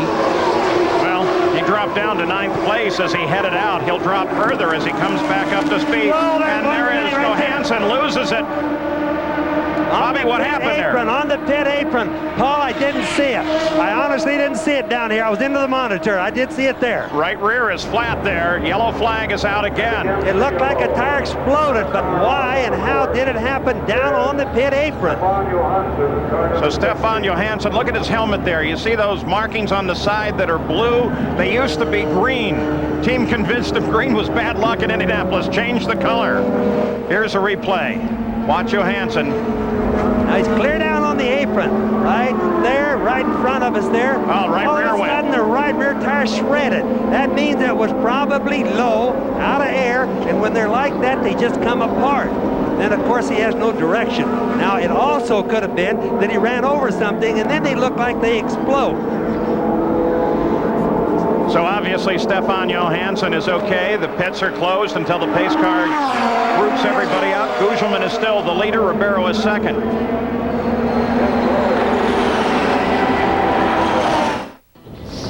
Beyond Indianapolis, here's a replay of what caused Stefan Johansson's problem. See that piece of debris lying out in the track? Now watch Johansson. bang, right over it. That took the right rear. He very quickly dived for the escape road, and his race appears to be in trouble. Jerry Punch, you can update this. We're in Mauricio Gugelmin's pit, and his engineer, Andy Brown, behind me, talking to Mauricio right now. But what Andy was saying a moment ago was they saw the debris come off the car right in front of them as he's talking to Mauricio Gugelmin. They told Mauricio to possibly move to the inside. Andy, what happened with the debris? Well, the guys on the pit wall spotted some debris in the middle of the track on the pit straight here. So we radioed Morris and called him over to the pit wall to miss the debris. Excuse me. And as he talks to his driver, what happened? He missed it, but unfortunately for Stefan Johansson, he did not. Paul? Morris, that's what they call Gugelmin. Now let's take a look at the tires here in this race and how we're running with a Goodyear in front and then 2 Firestones, then Danny Sullivan on a Goodyear. And we'll take a look down through the field on this. Now, the history of tires here at Indianapolis has been one of rich competition. Sam Posey can look back over those tire wars. Every year since 1972, the winning tire at Indy has been built by Goodyear. But a look at the race's 78-year history shows that Firestone has nearly twice as many victories. It was Firestone who won the first race, and for decades their continued success made them synonymous with Indy. Ads annually linked Firestone to the race, and sales figures proved that winning sold tires. In the post-World War II era, Firestone rode the rising tide of Indy's popularity, and by the mid-1960s, their arch-rival Goodyear knew they could not afford to leave the performance field of Firestone. Goodyear wanted Indy, but it wouldn't be easy. After all those years of Firestone, you couldn't get passes, you couldn't, it was very hard to get practice time. It was a tough situation. The Firestone racing director was on the board of USAC, and they were really encouraging us in those days. Spearheading Goodyear's initial attack was A.J. Foyt, and after 5 years of intense effort, Goodyear and A.J. won, snapping Firestone's 43-year streak. The next 6 years saw the tire war rage. Drivers, lured by large retainers, took sides in a way that split the racing community and families down the middle. In 1974, Goodyear's technology and money forced Firestone out. As ads trumpeted Goodyear's success, Firestone watched as their rival reaped the benefits of racing. You look back to 1974 when Firestone got out of the Indy 500 and sales and market share had declined. They were eroding away. And in 1988, when Bridgestone Corporation purchased Firestone, right then and there was an inkling, a thought that maybe we'll take Firestone brand back to Indy to resurrect the brand. And then in 1991, that decision got studied very thoroughly. 1992, late 92, we made the decision. May of 93, we made an announcement, and here we are. Firestone's comeback placed Scott Goodyear on the front row, an irony that provided a light moment for the giant tire companies. I think Goodyear stands to gain as well as Firestone here, no matter what happens, because we're all getting a lot more attention for the right reasons than if only one tire company were here. And I think we're both winning at this point in time, certainly in attracting more attention to our mainline passenger tires. Nonetheless, when this race is over, only one tire company will be able to claim victory. Will Goodyear extend its streak, or will the new guys who really started it all get back on top? And Leo Mel, one of the principals, of course, in that piece, is here live now. Leo, how many of your drivers, of your 25 in the field, have gone to your optional tire? Well, not all the 25 are left, but everybody, all but four cars have switched to the option tire as the wear's gotten better. How unprecedented was it to bring in the optional tire with only the 2-hour practice session on Thursday? Well, we've done that sort of thing before. We've got a lot of lab experience, and we tested it well elsewhere, so we were pleased to do that. So all in all, your evaluation of the race to this point in terms of your tires and the wear? Well, it's exactly what we expected. The prime tire was wearing out quite fast at the beginning of the race. Now it's stopped wearing out, and we switched to the option, and it looks very good for wear. Thank you, Leo. Thanks, Gary. Still under caution. We expect to go back to green at the conclusion of this lap. They are, by the way, going to black flag as soon as they go back green. Teo Fabi, car 33 again. And the reason is because when they black flagged him before and brought him in, He broke the speed limit on the way out. Saturday, ABC Sports travels to Dublin, Ohio for one of the most prestigious events on the PGA Tour. Join Jack Nicklaus as he hosts an all-star international field of golf's best in the Memorial Tournament sponsored by Dean Witter. Coverage begins Saturday, June 3rd, right here on ABC Sports. Mauricio Gugelmin is the leader. Andre Ribeiro is second, and Scott Goodyear, his teammate, is third. Stefan Johansson's car was brought around to his pit. They did the repairs to it, and Johansson should be back in the run. Dwayne Sweeney gives him the green flag, and here we go. Gugelmin the leader. Ribeiro 2 cars back. Scott Goodyear trying to move on Ribeiro. Sullivan is fourth. Gordon is fifth, back on the leader lap. Christian Fittipaldi, Gordon's teammate, is sixth. You ride with Scott Goodyear.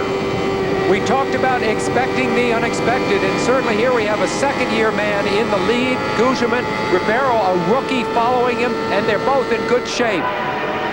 Not a fluke situation at all.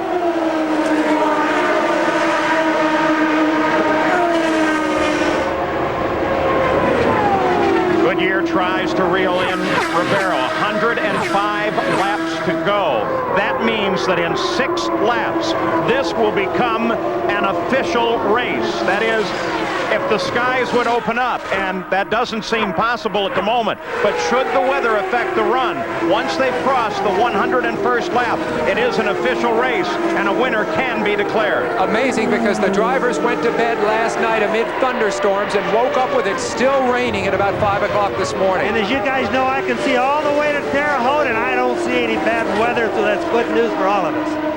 Update now on Scott Sharp after his accident in turn 4. They have taken Scott to Methodist Hospital for observation. He apparently was hit by a tire during the accident, hit in the helmet, and so they want to take him in for observation. Here's the pole sitter, Scott Brayton, in. And coming in too slow, and there comes bad the hook, news. Paul. Collins coming off. We imagined that they might have troubles with the Menards, but they've kept going. It's just that they've been wounded, so to speak, and have been dropping back for this reason or that reason.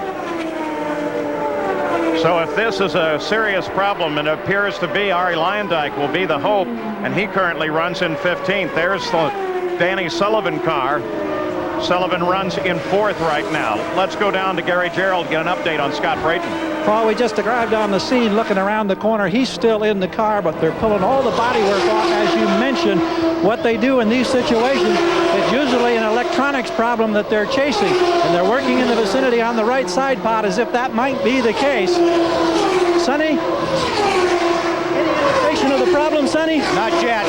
Sonny Meyer, who builds these engines, the Menard, with all that horsepower, still shaking his head. He doesn't know. Sonny out of Louis Meyer's family, the first 3-time winner of the race. So we watch Sullivan. Remember that Danny Sullivan won this race back in 1985. He spun and yet went on to win the race. He was out of IndyCar racing last year, and it's a terrific comeback that he has been able to make this year with the Pac West team, which was new last year, but is really coming to its own this year. On board with Robbie Gordon as he makes a move on Danny Sullivan. It's a battle for 4th, and Robbie Gordon moves into 4th. He gets around Danny Sullivan. Keep it on, keep it on. You can also see how wide that Robbie Gordon went as he went under Danny Sullivan. He didn't even get on the rumble strip. Robbie's normal group around here is a lot higher than the other guys. So Robbie Gordon moves forward into 4th place. You heard Derek Walker, the team owner, congratulate him on their 2-way communications. He's been trying to insist that Robbie move forward as quickly as he can now and stay in touch with the leaders. He's doing just that. And just remember that Derek Walker was the crew chief that masterminded many of Rick Mears's come from behind victories here. We might be seeing something like that again. Dwayne Sweeney has just shown the field the cross flags indicating the halfway point, the 250th mile, the 100th lap of the Indianapolis 500, 79th running.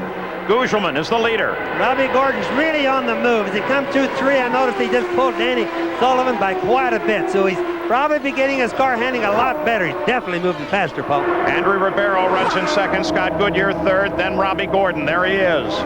Gordon looking so very strong now. Gordon won at Phoenix just 8 weeks ago. That was his first in.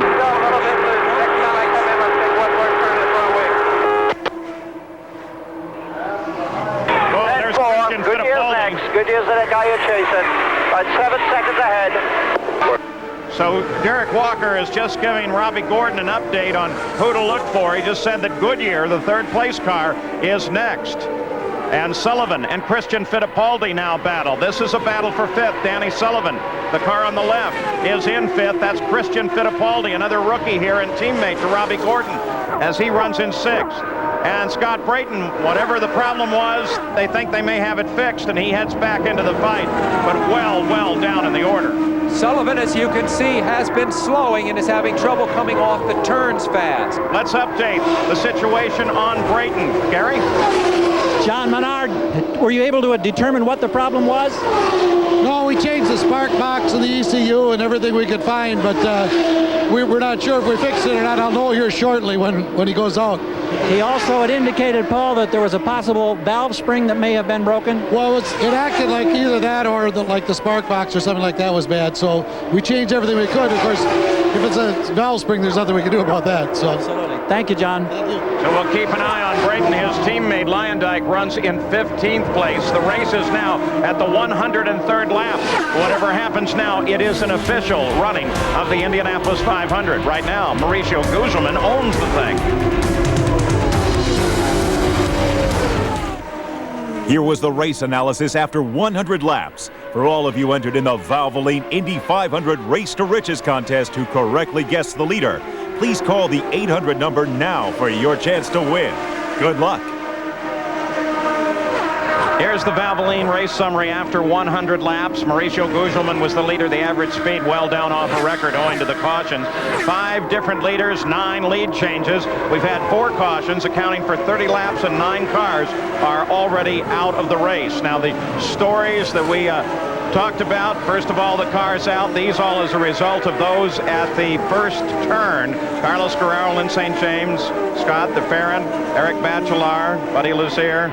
And these are the rest of the cars out, the most recent, of course, being Michael Andretti. What a sad tale that has become.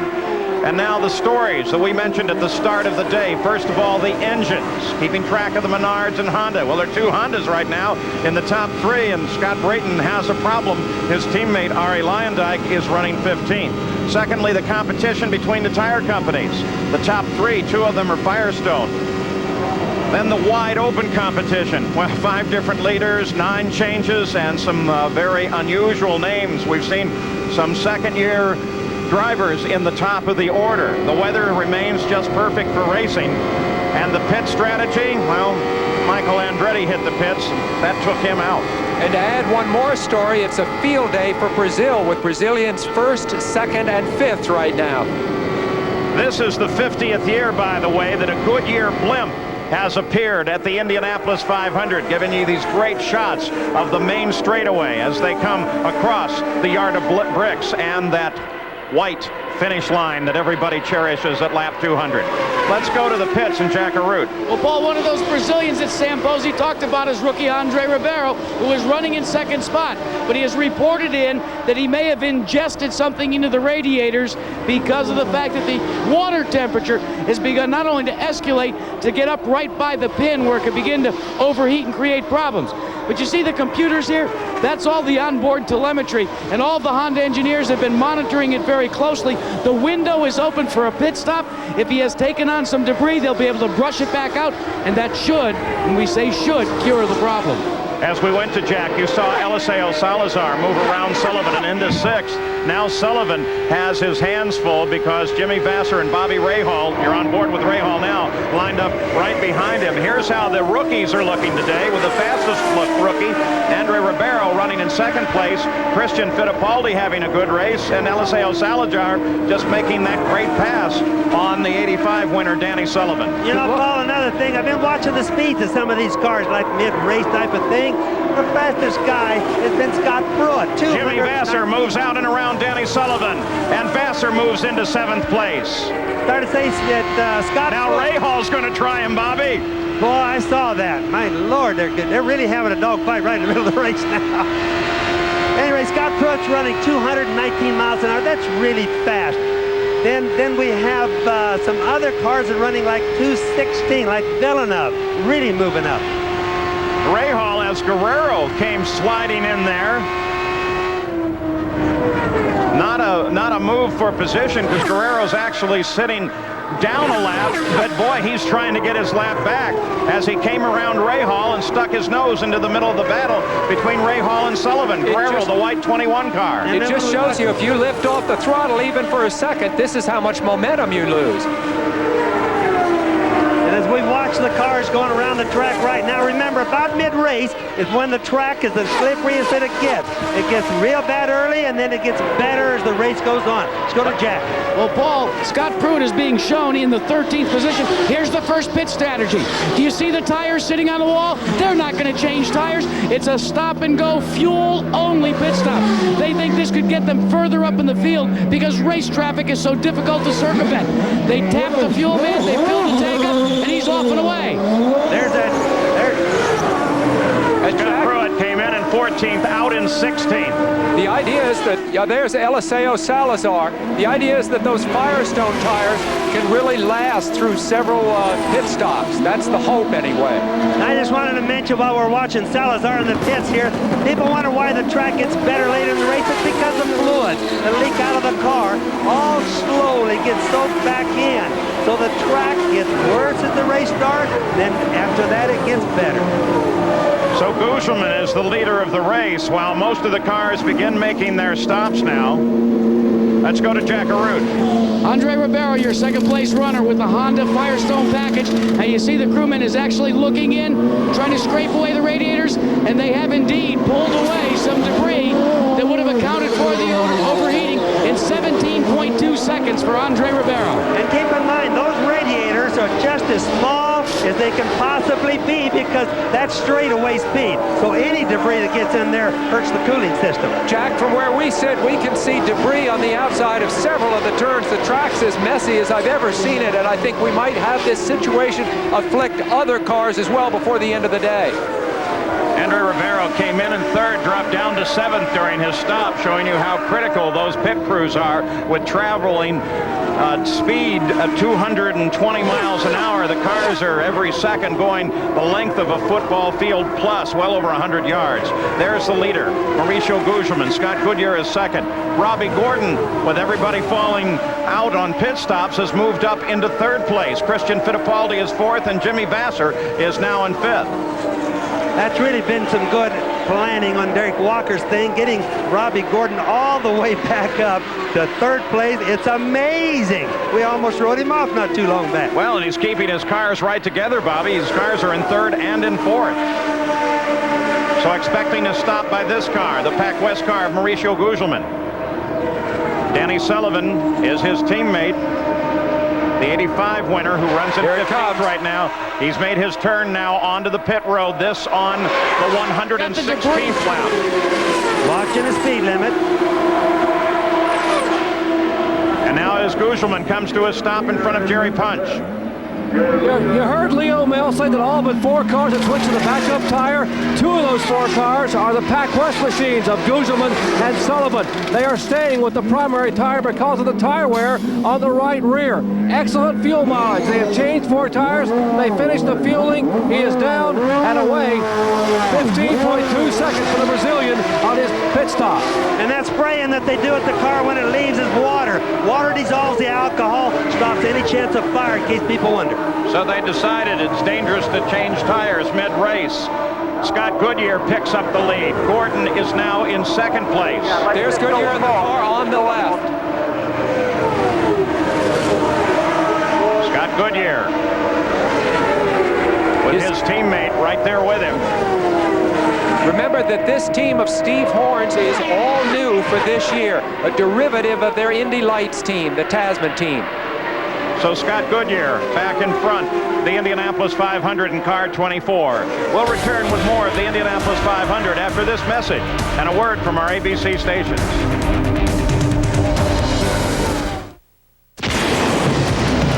Indianapolis 500 continues on ABC's Wide World of Sports. We're back live in Indianapolis. The temperature is 78 degrees, but look down at the bottom at the track temperature.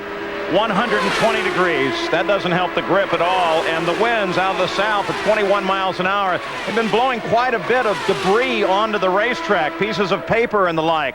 That's a concern to all the crews, because if they get ingested in the front of those coolers and stop the cooling process in the engine, they can cook an engine in no time. Ribeiro was into the pits. He stalled while he was there. Now he's trying to get out onto the track. We watched him when he came by here, Paul. He was very slow. Look at him. He wants to pull back in. He's had a vapor lock, or for some reason the engine has just quit. The yellow comes out for Ribeiro as he raises his hand and says, "I'm stopped." He dropped to 19th position with his stop. So under the yellow again at Indianapolis, the 5th of the day, Andre Ribeiro stopped on the backstretch just off of turn 2. Right now, Raul Boesel is the leader of the race. We'll be back. Higher standard. Split Fire, the patented performance spark plug. It only costs more until you use it. Goodyear, #1 in tires. And Valvoline, the #1 choice of America's top mechanics. Andre Ribeiro trying to limp back to his pits after stalling over on the backstretch. We're still under caution here. Now, earlier today, they ran Formula One in Monte Carlo. I was going to try and warn you to look away if you didn't want to see this. The official results of the race, some people watch that on videotape later in the day, and so we won't verbally mention it. Now, next Sunday, right here on ABC Sports, as we continue under this caution, we will head north as the Indy cars roll onto the 1-mile oval at Milwaukee. The defending champion, Al Unser Jr. and Emerson Fittipaldi, will be back and with a vengeance as they return to racing at the Miller Genuine Draft 200. That's next Sunday at 1 Eastern, 3 Pacific, here on ABC Sports.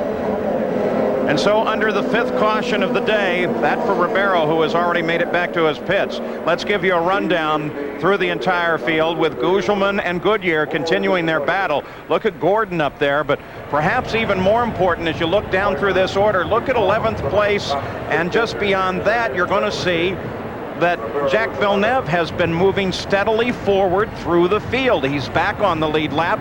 He has run what we believe to be the fastest lap so far today at 220.9 miles an hour. All of that for him is despite a 2-lap penalty assessed early on. Now let's go down to the pits and Jack Arute. What a difficult day for Andre Ribeiro. After running as high as in 2nd position, having overheating problems, they solved that. And then all of a sudden he goes out, Paul, and on the way back out after a 2nd pit stop to clean debris, he has an electrical problem develop, and now that is why he is forced to limp all the way back to pit road. It works sometimes, and sometimes it doesn't. We're back to green. With Mauricio Gugelmin at the head of the order, Scott Goodyear, 1 car back, that's Teo Fabi in between the two of them. Robbie Gordon is 3rd, Bobby Rahal is 4th, Jimmy Vasser is 5th, and Christian Fittipaldi is 6th. They've all just completed stops, 74 laps to go. Look at the debris on the track, that's a real concern. Gugelmin on the left of your screen. Remember, he's a Formula One veteran. He was never able to win there. Very happy to make the transition over to Indy cars. This is the best race that he has had so far since he came to IndyCar racing. Now, your weather guy's going to give you another update. The weather looks good. I don't think it can rain for the rest of the race. That would be great news for everybody here, if it's right. If you're not the typical weatherman, Bobby. Your Albuquerque weatherman's always right. So Gugelmin has now completed 3 pit stops thus far in the race. He should be able to finish with just 3 more, depending on the yellows. So he is right on the game plan. Pac West team giving him great service. There's the 2nd place car of Scott Goodyear. Remember, that has the Honda engine and the Firestone tires. Unusual combination. You know, Sam, we've been wondering about that engine because we know it turns more RPM than any other engine that we've ever had here at Indianapolis. about 1,000 more than the Ford engines do, for example, of which is the majority of the field. And they're still running, haven't given any problems at all. And remember, Bobby, it was just last year that the Honda engine was sort of run out of here in disgrace when Bobby Rahal couldn't get up to speed with it. So this is, we talked about coming back with a vengeance. It's been terrific for Honda. There goes Robbie Gordon. Black flag is going to be shown to the 21 car of Roberto Guerrero. Again, a speed limit violation in the pits. You ride with Robbie Gordon. He is in third place. Scott Goodyear is in second, up about 2.5 seconds ahead of him, but look how much distance that translates to on the track. Seems like an almost impossible distance sometimes to make up. Let's go down to Jerry Punch. Guys, we told you they're getting excellent fuel mileage here from Maurizio Gugelmin. Get a load of this. They pitted on lap 117. They may try to stretch it to lap 150 or 152 for his next stop. And then, if they get a couple of cautions, that may be the last stop they have to make. They are getting outstanding fuel mileage. They will need at most 2 stops, and with a little luck, maybe just 1 more, Paul. Outstanding, almost unbelievable. The prediction would be 3. So with 71 laps to go, we're going to try to get a little bit ahead on some messages so we can have a nice clear run to the finish. 128 laps complete.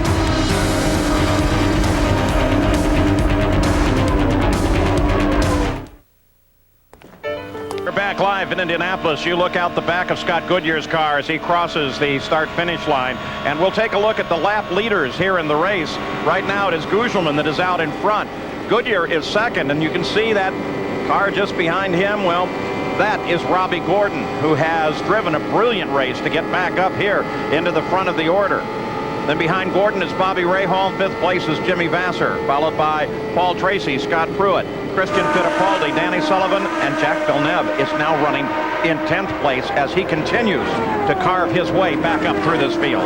14 U.S.-born drivers in the race, Paul, and the highest placed one is Gordon in 3rd. Goodyear, Honda power. Honda's never started this race. Remember the problems that Bobby Rahal's had the past 2 years. Finally last year in frustration, having to move over to an entirely different engine combination as you're on board with Robbie Gordon. But boy, it's looking so solid here today. Gugelmin out in front of Goodyear by 1.6 seconds. You know, Paul, pit strategies are working themselves up to where they're going to be really important. There's 4 guys, Pruitt, Villeneuve, Gordon, and Boissel, that if they have just a little bit of help, they're going to make it on 1 more pit stop. A lot of the other guys are going to have to make 2 more. So pretty soon, we're going to see this come into play big time. Looks like Paul Tracy in trouble. Paul Tracy on the pit road at first, now on the backstretch. There's the yellow. This is going to cause. He was running 8. That's green right now, not yellow yet. We'll see what it does. Maybe he can limp in. This is the remaining Newman-Haas car. We spoke of their bad luck as a team here at Indianapolis. They started in 1983. They've never won the race. This was their last hope after Michael Andretti went out, and now things not looking good. Paul Tracy pulled down onto the runoff lanes. Report his engine was dead as he pulled off. As he went by us, Paul, his engine was already dead. So let's get an update on Paul Tracy from Gary. We're told, Paul, that the throttle cable broke on Paul Tracy's car. That's the reason why he's limping toward home. Phenomenal. You see Robbie Gordon here, though. He is on the move. The battle for second is very exciting between Scott Goodyear and Robbie Gordon. There goes Goodyear, and there's Gordon. They're very close. Here we ride with Gordon as he tracks Goodyear ahead of him. We'll just ride with him and listen to the radio. Don't take too many chances. Long way to go. You can tell how Derek works out. 1 minute it's go like heck. The next minute we're yellow. We got a yellow. We got a yellow. No passing. You saw the yellow wink on there as they were talking. Derek Daly. We're gonna get a man all over him going into turn 3. Derek. Yeah, Walker you were the faster of the 3. So with the yellow on again because of Paul Tracy, they'll have to tow him in. 136 laps are now complete at Indianapolis.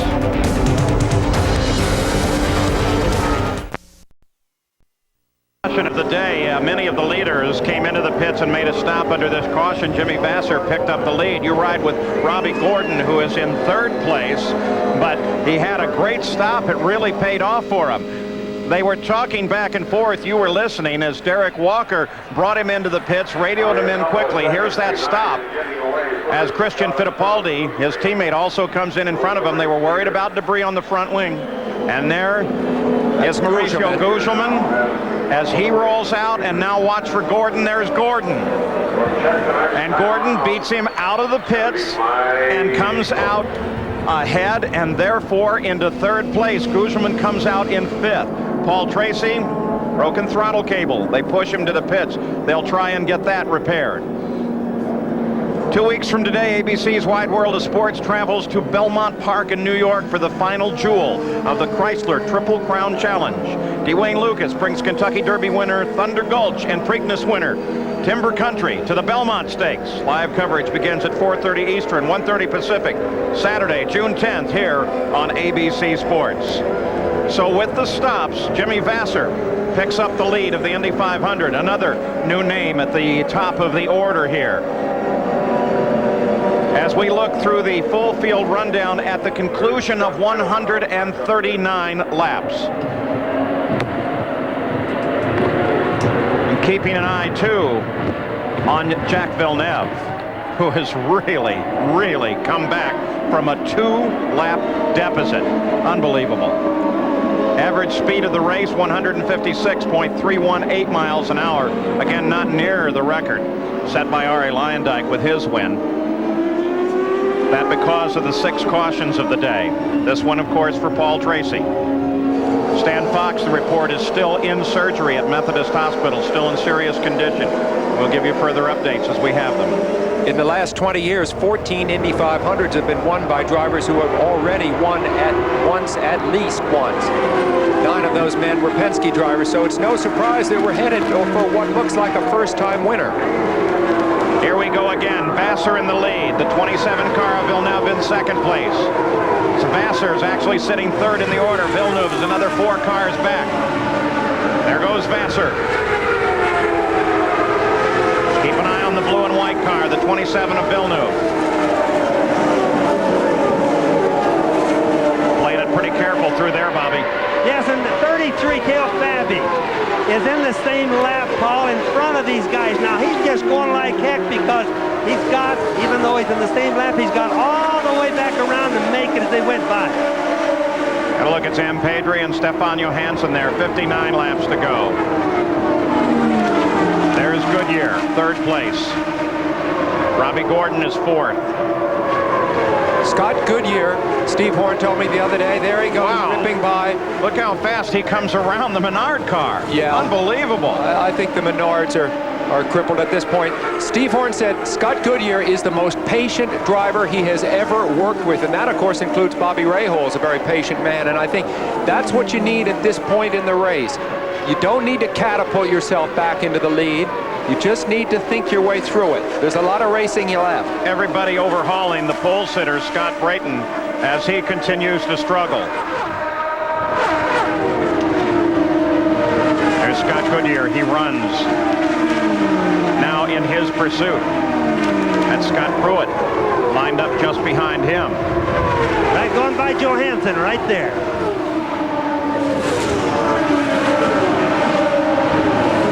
Scott Pruitt as he tries to move inside Johansson, who had his problems earlier on. Remember that right rear tire cut down by debris, but they got the car back and got him in. It's amazing that Johansson's car still runs after spinning around as much as it did.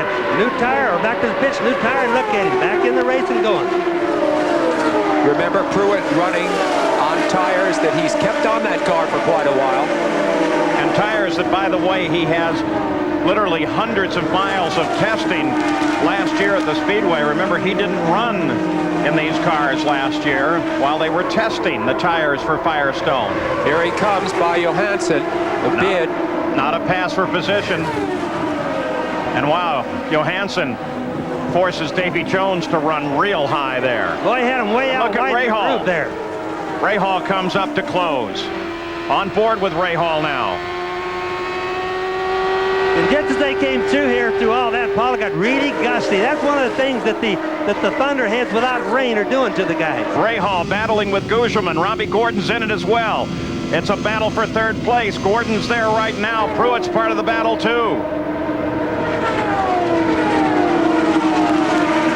stretch out just a bit. Oh, Gordon almost into the wall. Now that's what I was telling you guys about the gusty of the wind. It's really got gusty just all of a sudden. It's been going up and down all day. But a gust of wind could have done that to him right there. Gugelman around Jones, not a battle for position. It's Vassar, Villeneuve, Goodyear, Pruitt, Gugelman, Rahal, Gordon. That's the lineup. Christian Fittipaldi is 9th. Eliseo Salazar is 10th. There you see the lineup on the Valvoline leaderboard. Rahal right there on the right of your screen in the black and yellow car. Rahal is 6th. The car in front of him, Jones, is not a factor in this battle. Jones is running 15th.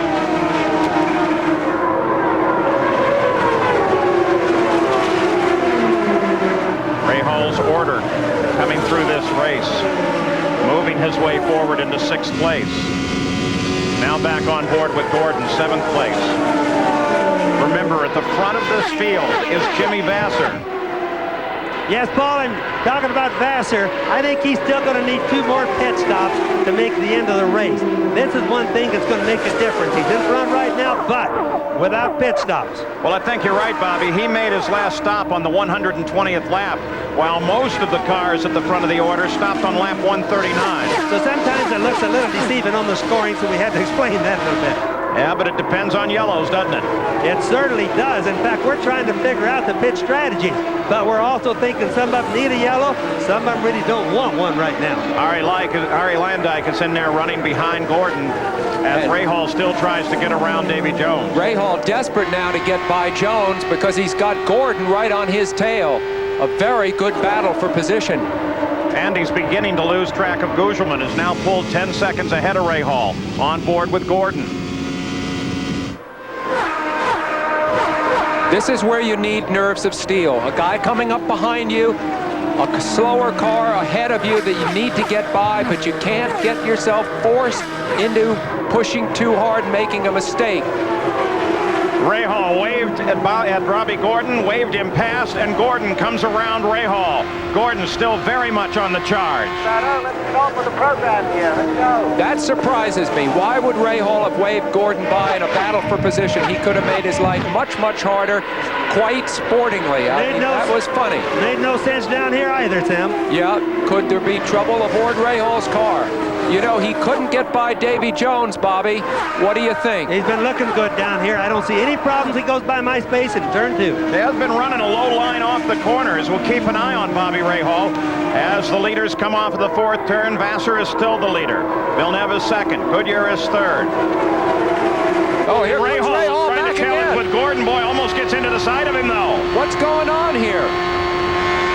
Rahal waves him past and then comes back to race with him.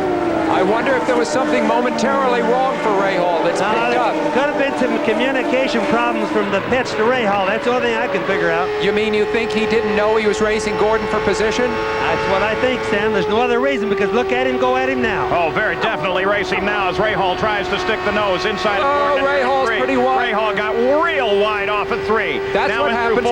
That's what happens when your nose wings don't get enough bite. You see, Rahal was close behind Gordon there, and he didn't get enough bite, and he almost understeered out into the wall. Running in dirty air is what it's called.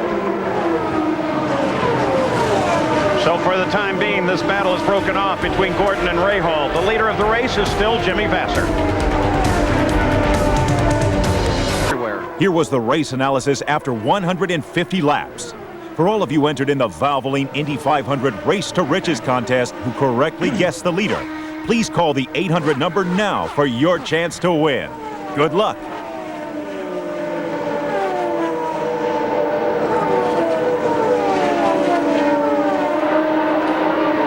Jimmy Vassar expected in for a pit stop shortly now. He's out of sequence with the rest of the leaders. Average speed at 158 miles an hour coming up.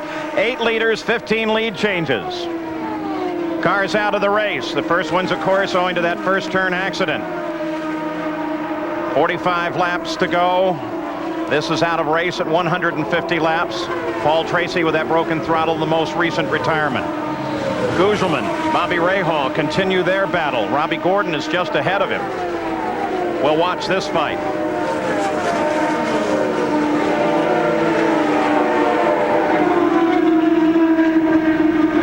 Dale Fabi for the pits, as does the leader of the race, Jimmy Vasser.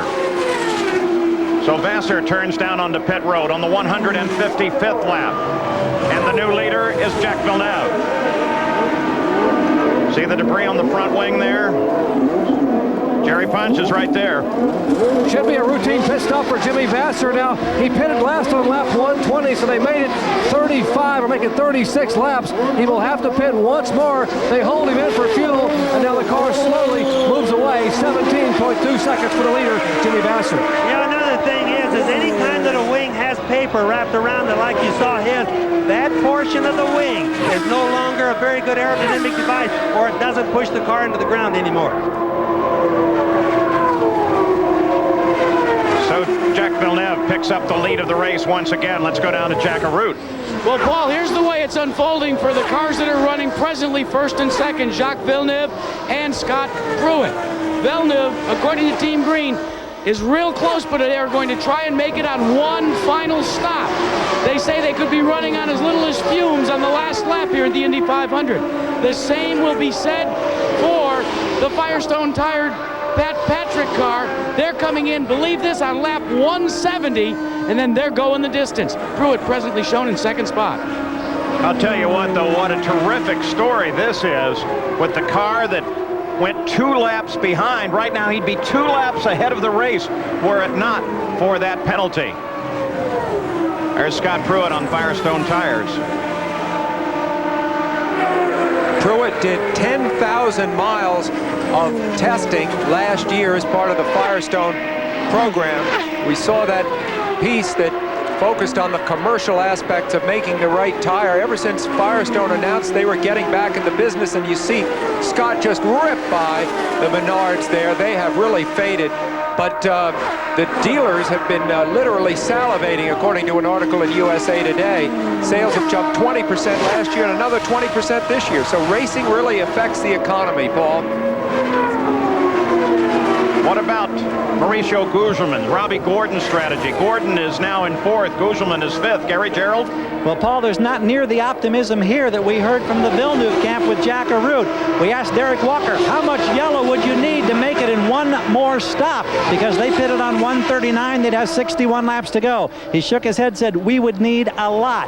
Gugelmin's camp remains optimistic. They're still hoping that there'll be yellow, that they could do it in one more. Remember, we had the early reports about their great fuel economy and fuel mileage. They're going to push it to the max, but we think here it's going to take 2 stops for both of those contenders. On board with Rahal, Gugelmin has his hands full with Bobby Rahal. Rahal lined up just behind him, has been trying him almost every corner. Remember Rahal's great drive last year, Paul, where he came up from the back of the grid to 3rd. We're seeing something very like that, a combination of patience, Fox-like skills. Wow, you can watch right there as Rahal came out of that turn. He got way wide. He almost hit the wall and right got past. Now that's what happens sometimes when you get the dirty air. Bobby Rahal definitely been having some problems. Not a pass for position now. That was Ari Luyendyk, who is running in 13th place right now. Started 2nd in the middle of the front row. Now we expect the leader of the race to pit very shortly. There's the pit board going out. You never know. You never know at Indy, because not only do they have that board, they have 2-way radio, and maybe sometimes, Sam, don't they put a board out hoping that the competition will read it? I think since Bobby Unser has retired, there's less and less of that. Yeah, they don't do that. I promise you guys, they're serious right now. So you were the last one, Bobby. I was the last of the innocent cheaters, I suppose. Oh, right. A major admission here. We've now moved into the last 100 miles of the 500-mile race. Villeneuve just 24 years old, just reflecting on Villeneuve today, Bobby, what a great day it has been for this man to make up that lost ground and to be running in a position to win the race. That's just what I started to say, Sam. One of the biggest stories today is that young man leading that blue and white car. There's Scott Pruitt, though, taking a run at him, but just to think, he got a 2-lap penalty. We almost rode him off, and now he's leading the race. First 3 cars running right together. Pit stops are due just any old time now for these cars at the front of the order, especially for Jack, as he leads Scott Pruitt down the backstretch. They talk about Jack entertaining offers from Formula One. Of course, his dad was a great Formula One driver for Ferrari. He was killed in the early 1980s. It'll be interesting to see whether Jacques makes that move or stays here in IndyCar racing. Look at Pruitt as he takes the lead, and the yellow comes out. Look what that does. That means that the pits close. We've got Davy Jones into the wall. It means that as he was going for the pits, Pruitt was able to pick up the lead from Villeneuve. Then Villeneuve saw the pits were closed and veered back out onto the racetrack. Will he have enough fuel? But a good call. Will he have enough fuel, though, now? Let's go to Jack Arute. Sam, you're exactly right. We saw it happen one time before with Scott Pruitt. Their concern on Team Green is they wanted to run this one as far as they could. They cannot afford to have the pits closed for more than one lap because they have to come in and take on methanol as soon as possible. Unbelievable. There you see them ready to refuel the car and unable to do so with the pits closed. So they wait at Team Green, hoping that they will get this field gathered up quickly and Jack can get into the pits. Remember, that was his problem before, but they don't have him gathered up. The pits are still closed. You see the sign, no pit. Now, he is at reduced speed. That's going to help him a little bit. That helps him, and if this works out, of course, that projects him that much closer to the end of the race. Another thing you guys want to keep in mind, these fuel tanks, the pickups on them are made to pick up the fuel when they have centrifugal force going around the track. Sometimes when you're running slow, they quit picking up fuel. Let's hope they don't get the air now. All right, here's the view down from the blimp. That's Villeneuve in the front of the order here. Now watch, he started down into the pits. When he slowed down, Pruitt took over the lead. Then he saw the yellow and stayed out on the track. Boy, was that quick thinking. Boy, quick thinking. I think the officials are going to have to do some rethink on some of these pit stop no's. Now here is a situation with Davey, who just got high coming off at 2, right in front of the VIP suites and up against the wall. He appears to be okay as a result. Here's another view of it. He had Davy Jones did a very decent race going for himself. You've seen him able to hold off Bobby Rahal. You see him now above the groove there in the center of your screen. He's in deep trouble already. I would think, wouldn't you, Bobby? Yes, no and once you get that far into the gray, where you pass the apex on the corner near the exit, that's it.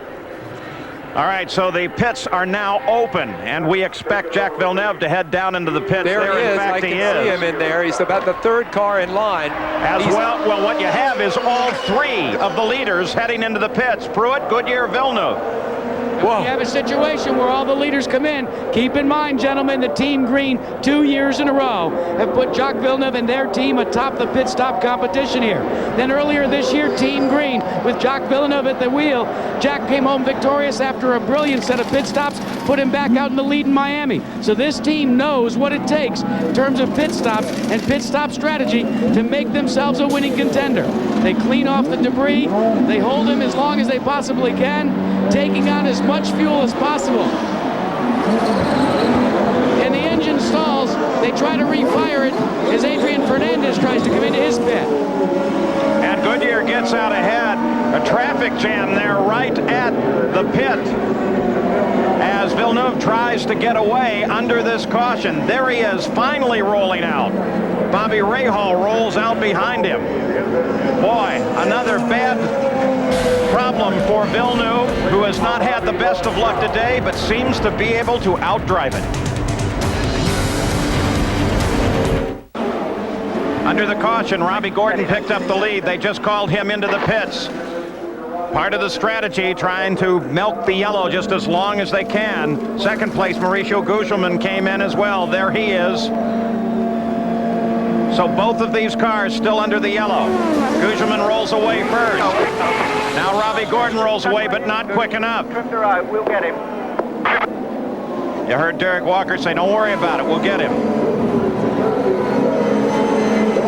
Now let's go back to the pit stops at the start of this yellow. As Scott Pruitt, the 20 car, will have up the top of the screen. The red and white one right there. Now keep an eye. Scott Pruitt's team, Patrick Racing, nice job. Rolled him away and gave him the lead of the race.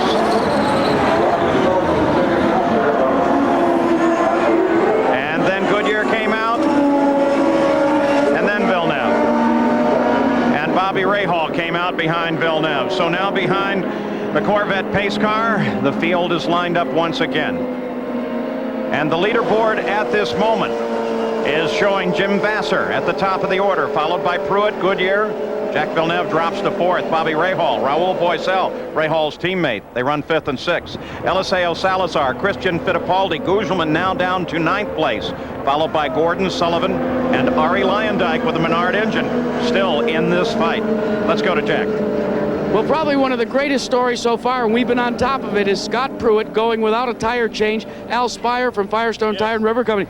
It's the soft compound, and yet he elected not to change tires. He's got new ones on now, but 2 whole stops. Oh, yeah, 2 whole stops. You know, he went a lap down earlier in the race because the pits were closed. He ran out of fuel by going almost a double stint on the tires because of the exceptional wear we've got. Even on the soft compound, it's got him back on the lead wrap, right up in the lead, and we've got our fingers crossed. How could you assess your performance so far coming back to Indy? Oh, it is just tremendous. We could never have expected to be here late in the race. 2 cars up in the top 3, tires performing flawlessly, wear rate way above what we expected, and running right with the leaders. It is just fantastic. You know, guys, should they win, you'll have to get him a Valium patch to keep him on the ground.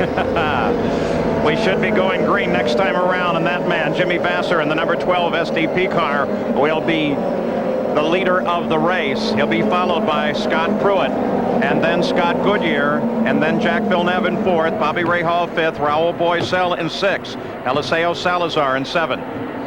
Vassar finished 4th here last year, but he, like several other drivers in this race, are having the best race that they have ever had. We're seeing great drives by a number of drivers who have not really been headliners in IndyCar racing.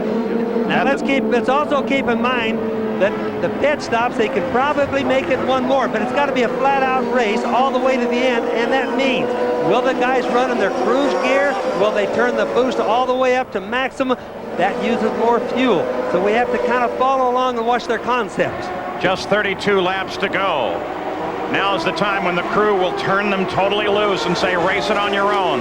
As Jimmy Vassar picks up the pace, Matsuda heads into the pits as they come back to green. Vassar passes him. Pruitt moves to the inside. That's Goodyear sliding in just behind them. Pruitt can't get it done. Drops 2 wheels below the line onto the rumble strip. Battle for the lead at Indianapolis.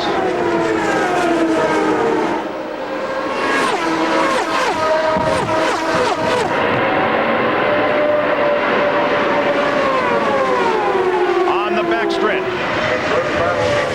Pruitt still tries to close, but Vassar now gets up a full head of steam and is rolling. Jimmy Vassar fought off Pruitt terrifically there. What style, Paul. He just knifed back across, had none of Pruitt's effort to pass him. Damn, it looked to me like that might have been a tie right down in the apex of that corner. Boy, but what a chance he took. See that car there, number 9, 5th place? They're going to give him the black flag. Excessive speed on the last pit stop. So Rahal will have to make a stop-and-go penalty. He was going 109. Supposed to go not more than 100. Now let's go to the pitch, Jerry Punch. Checking in on what Jimmy Vassar's going to do, guys. Here's the scenario in the Vassar pit. I talked with Tom Anderson. They pitted on lap 156. Whoa, another car into the wall, and it's Vassar. Vassar into the wall. Unbelievable, unbelievable. Every Indianapolis 500 has its own character. There's his crew. Disbelieving.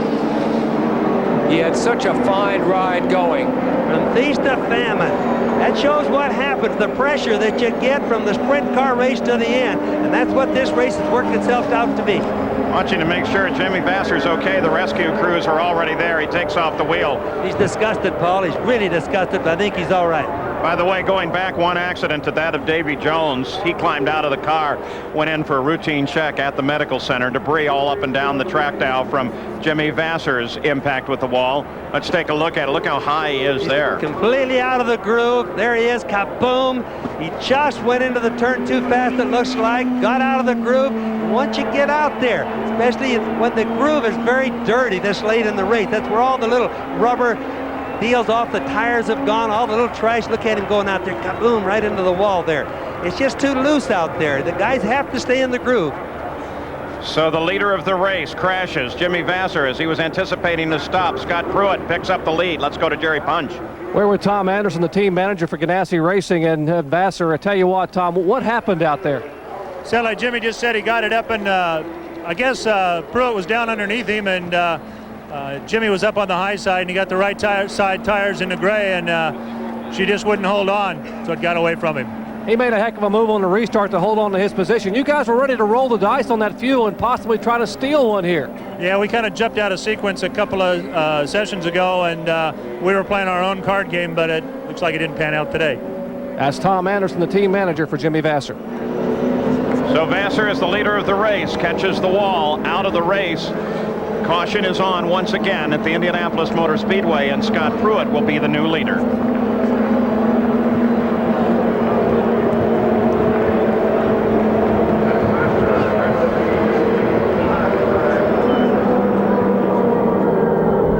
Back in Indianapolis, here's a situation that set up this yellow with Jimmy Vasser running in the lead, being chased by Scott Pruitt, Bobby Unser. Yes, you can see Pruitt behind. There's the car, the red one. Vasser, Pruitt, getting a draft. Moving up on him, moving up, getting a good draft, working back and forth. Now he goes for the pass right down the bottom. Good, clean pass. Good, smart pass by Pruitt. And that, of course, put Vasser into the wall. This is from Scott Goodyear's car. There they are just ahead of you. You can see that Vasser getting way high after the pass. Catches the wall. Goodyear goes into second place. And Jimmy Vasser, not very happy with this. He apparently didn't think it was a clean pass. He wanted to wait for Scott Pruitt as he came around. I think he's wrong there, Paul. He's looking for an excuse. He's anxious at the end of the day. Let's go to Jerry Punch.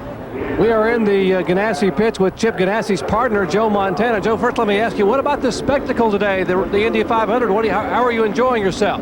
Oh, I've been having a great time. And, you know, it's a great learning experience for me and also having a lot of fun with it. Chip and with Target and everyone, it's just been great. Jennifer and I, and we were having a blast. Can't wait for the next one.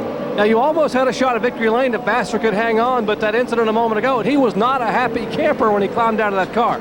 He didn't look very happy. We couldn't really tell what happened here, but we got one of the guys on the way back to the hospital. He looks like he's okay. I hope that he is. We still got a car running with Brian, so we still got our hopes in there. Well, the hopes are still up here, but however, Brian Hurta's car has come to rest in the pits and is now shut off. Paul? Well, still under yellow now. Scott Pruitt is the leader. Bobby Rahal was assessed to stop and go under this yellow flag. So Scott Pruitt is the leader, followed by Goodyear and Villeneuve. The Chevrolet Corvette pace car already accelerating as we're ready to go back to green flag racing. It'll be a 24-lap sprint to the finish. Everybody's made their stop. Shouldn't be another reason to head into the pits. It's Scott Goodyear out in front, or it's Scott Pruitt out in front. Scott Goodyear right behind him. Jack Villeneuve in third, and Raul Boesel is fourth, followed by Christian Fittipaldi and Eliseo Salazar. And here we go. This should be a run to the 500th mile. As immediately Goodyear tries to make a move and gets it done as they cross the line. Pruitt drops right into his slipstream. He absolutely drafted him. I saw it coming. He laid for him. Scott Pruitt was slow on the gas. What a better thing. You can bet Pat Patrick is going straight in the air right now. Goodyear has the more experience, especially in 500 milers of the two. Of course, he's won 2 500 milers. Pruitt's best finish here, a 10. So Scott Goodyear, the Honda power, moves into the front. Both men have crew chiefs urging them on that have won the race. Jim McGee, representing Scott Pruitt, has won it 3 times. Steve Horn for Scott Goodyear has won it once, back for Rahal in 1986. Everybody has to understand these cars don't accelerate to full speed equally, so any run that you can get another car at a start is going to give you like a 10-mile-an-hour gain at the end of the straightaway. I think that's one of the key differences too, Bobby. You're looking at 2 different engine packages here that accelerate at different rates. That may have also helped Scott Goodyear. Remember, that Honda turns more RPM than the Ford does. The Honda is leading right now. The Ford is running to second. Both cars are Firestone, but the Honda turns more RPM, which means it gets more wheel torque than the other one does. From time to time, you get a feeling for all the debris that's on the course. Something like that could pop into the front of one of these coolers, one of the radiators on the car, and that could let an engine go. Look how dirty it is up there off of turn 1. But you can bet you that Scott Pruitt is thinking of everything he can do. He doesn't have much time left. The difference between winning and second place is everything. Goodyear's 24-year tire winning streak here on the line right now with Firestone, as you said, Bobby, running 1-2. We watch the leader. Third place is Villeneuve, despite a 2-lap penalty very early on in the race. 223 miles an hour last lap. Awesome. Those are the fastest laps run thus far. Scott Goodyear, who did not have a ride at the beginning of this season, picking up here with the Tasman team. This is his first race of this year. I remember Scott Pruitt, following Scott Goodyear there, is running in dirty air. He's trying to figure out a way to pass. He's going to try low, high, everything and going. I'm getting really excited myself. Battle at the front of the field. That bright yellow car, number 24, that's Scott Goodyear. He's the leader of the race. The red, white, and blue car directly behind him, the 20 car, that is Scott Pruitt, first and second. Goodyear, of course, a part-time driver this year, has won 2 500s, both of those at Michigan. Scott Pruitt spent last year testing the Firestone tires just so he could be ready for this run this year. Third place is the 27 car of Jack Villeneuve. And remember that Goodyear, as we showed you right at the start of the show, was second in the closest finish ever here at Indianapolis behind Al Unser Jr., 43 thousandths of a second. You can watch that Scott Goodyear zigzag trying to break the draft for Scott Pruitt, but Pruitt stays right behind him wherever he goes. He stays in his draft. 20 laps to go. This is a straight fight to the finish. 20 laps to go. 2 evenly matched cars. 2 great drivers, both with high expectation. But Sam, what does history tend to show us? Well, of course, it points to Scott Goodyear's experience in matters like this. You just mentioned the fact that he came up just that bit short to little Al 4 years ago.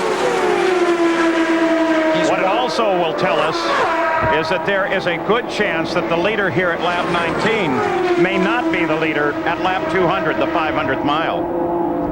On the front stretch again. Pruitt closes. Pruitt makes a move, comes to the inside.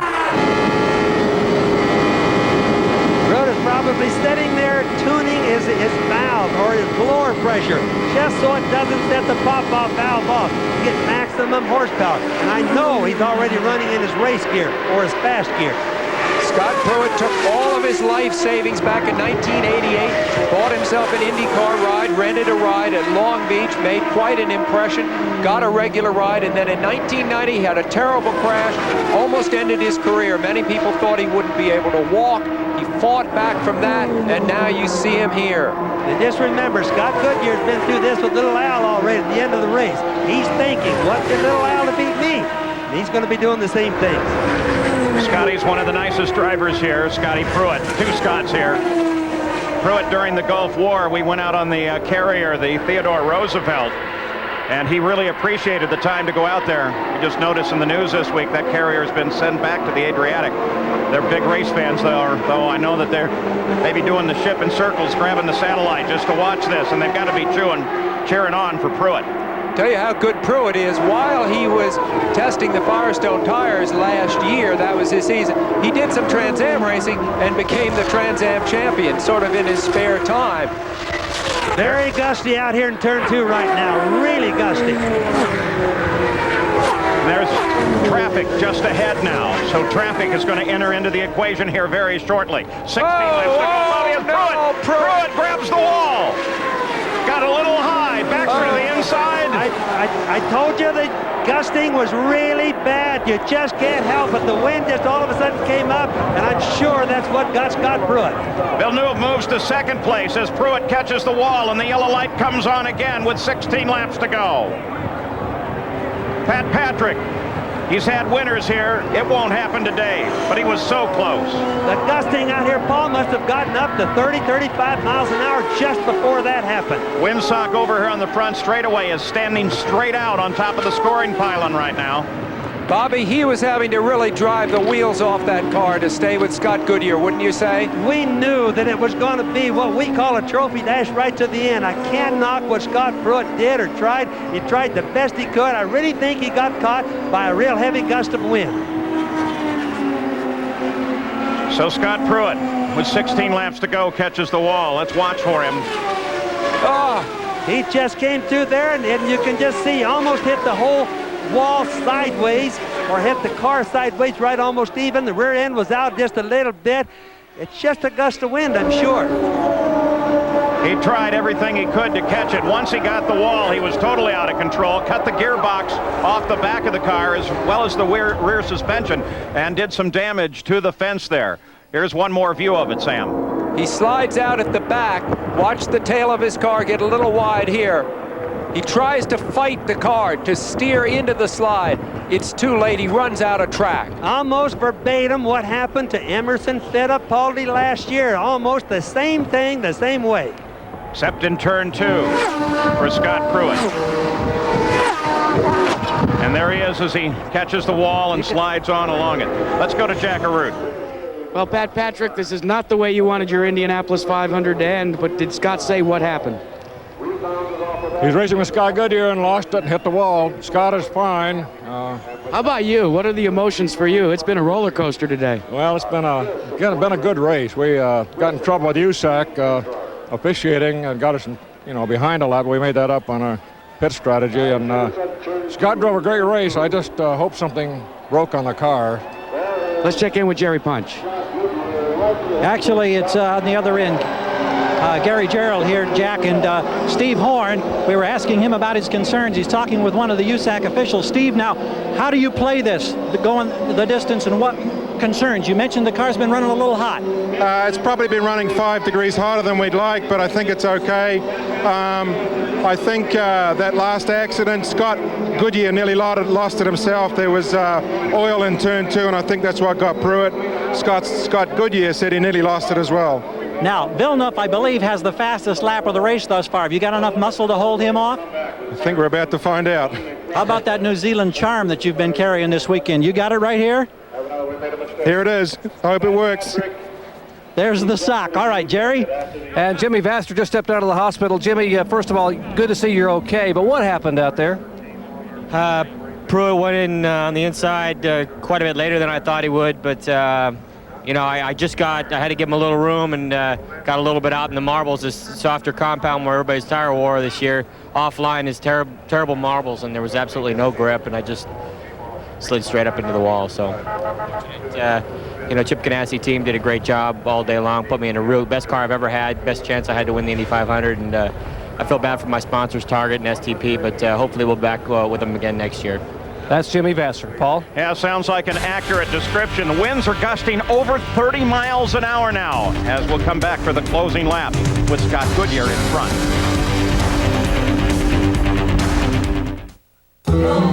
It's my business to help keep in Indianapolis under caution, 187 laps complete. The Goodyear Blimp Spirit from Akron, Ohio.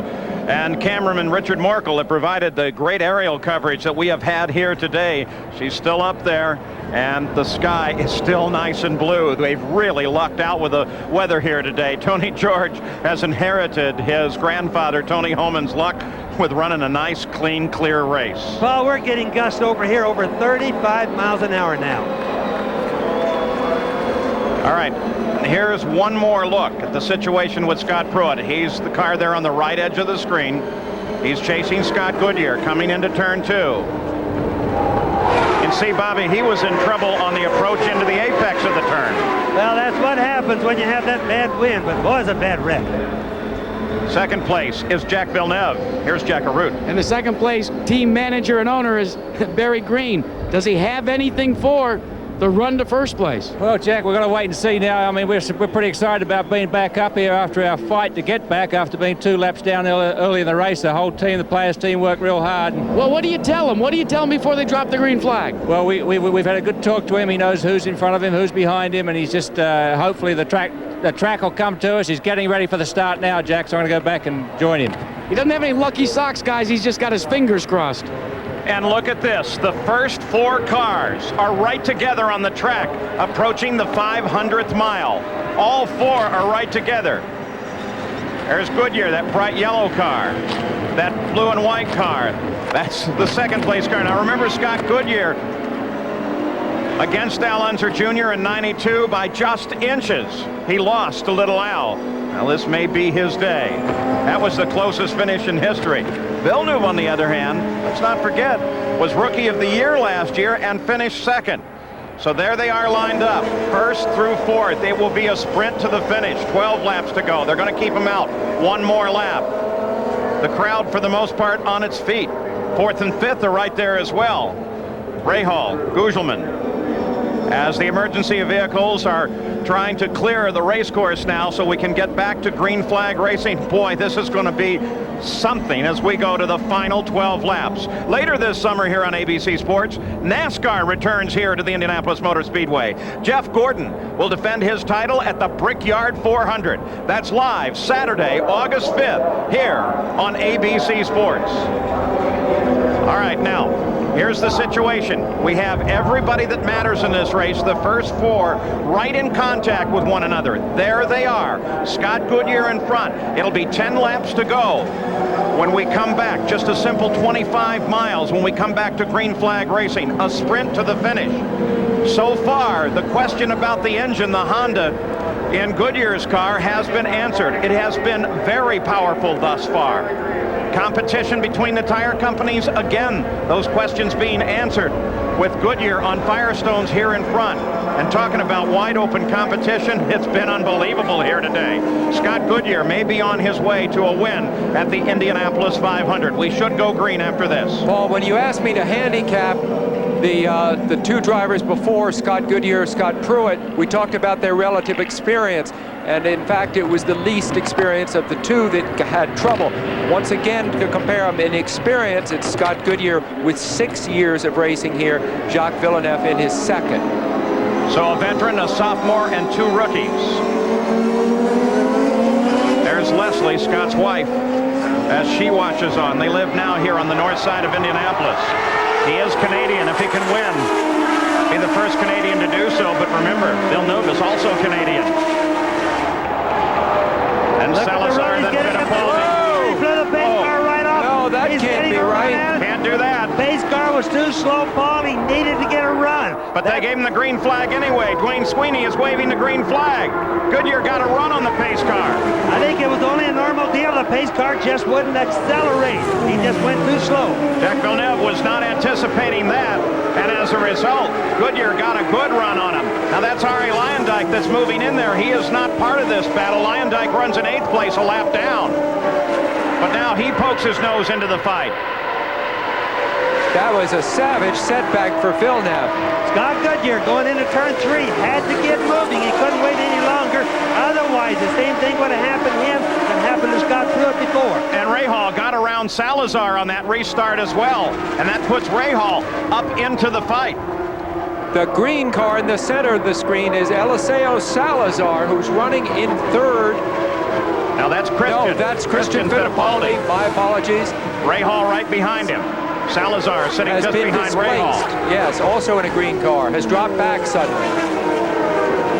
9 laps to go. Wow, Fittipaldi in trouble in that car for a second. The track conditions, Bobby, must be terrible. They are. They're slippery, but remember, the gust comes up and goes down. If we one lap we have gust, next we don't. Oh, no. The officials are now reporting they're going to show the black flag to Scott Goodyear, the 24 car. You're on board with him now. They're going to show the black flag to the leader of the race. Stop and go penalty because he passed the pace car before the green.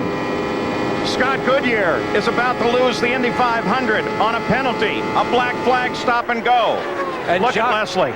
And Jacques Villeneuve may be about to win it because of a penalty, despite the fact you see him there in that blue and white car, despite the fact he himself suffered what appeared to be a death blow penalty, a 2-lap penalty much earlier in the race. So the story of this race, Bobby, no question about it, has been the role that the officials have played in the race. It's been a roll of penalties this entire race from start to finish, and it's just sad to see races end like this.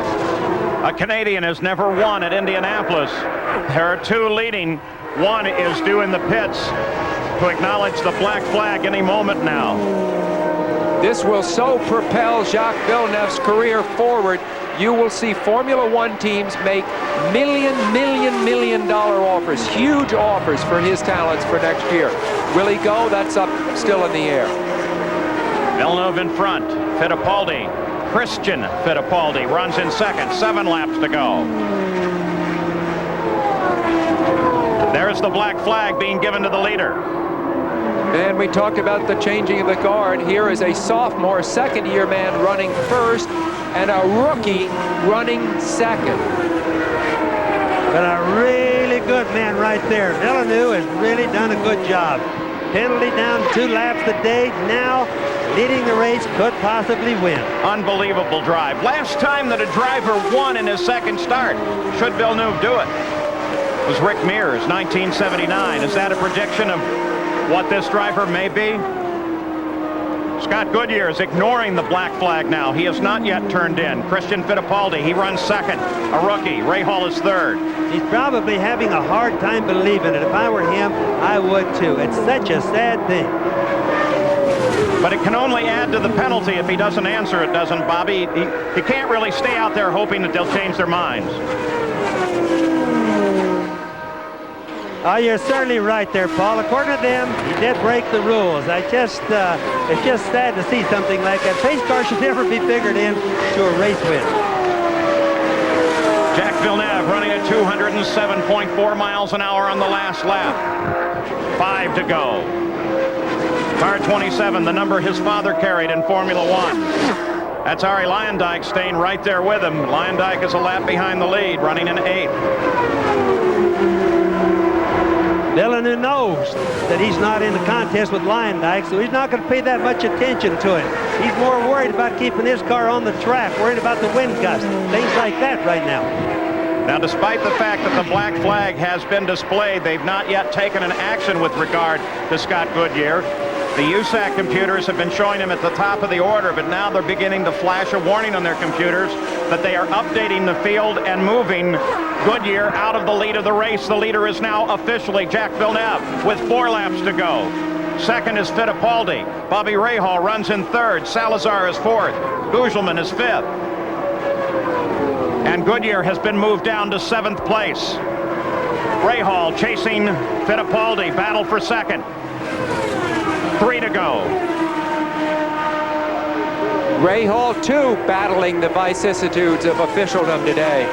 Coming back from that stop and go, which he was luckily able to make under the yellow, now battling for second. Fittipaldi on the left in that car, which if you look straight down on it from the top, looks like a Brazilian flag. If you look straight down on that green and blue and yellow car. Eliseo Salazar, the 7 car from Chile, now closing on Rahal. He's in the fight too. Also got to keep in mind, these guys have tires that are not quite as sharp. They've run these cars right now just as hard as they can be run. So adhesion to the track is a little bit scary sometimes. There's Salazar in that yellow and green car going by. An experienced road racer, Eliseo Salazar, coming out of IMSA, driving for Dick Simon here. A very, very fine performance for him today. 40 years old, a very veteran driver, but a rookie here at Indianapolis. No one has ever come from 2 laps down to win the Indy 500. The youngest winner thus far in the history of the race was Troy Ruttman. Now, Jacques Villeneuve will be looking at a white flag and one final lap, a final 2.5 miles.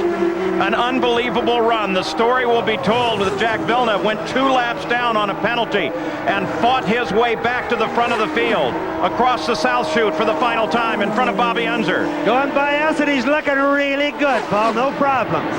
Arie Luyendyk staying right there, wants to get in that winner's picture. Jacques Villeneuve on the backstretch. The magnitude of his achievement. Listen to the roar of the crowd. Back from 2 laps down. Only his second year. One more turn.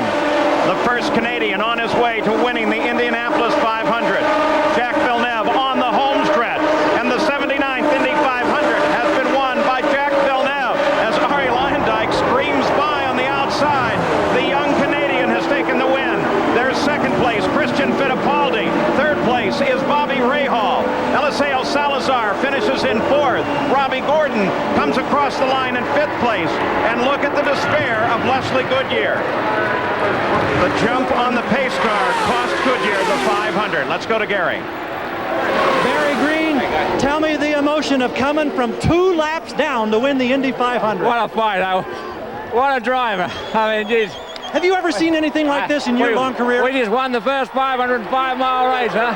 I got to get down to victory circle. What was the thought when the black flag came out for Scott Goodyear? You know, a bit of bad communication maybe on our part. We should have made him aware he's in P1, but we're going to get down there and enjoy it. Thanks, guys. Savor it. Barry Green's on the run to victory lane. Jack will be there momentarily.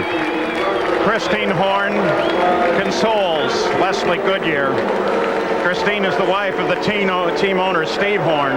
So close, and yet so far away. This was perhaps even closer than the closest finish ever. There's the restart as he screamed past the Corvette pace car, and once he was past, Villeneuve actually slowed down, kept it legal, almost cost him the position as Fittipaldi moved on him. So the race has been won, and Jacques Villeneuve is the winner.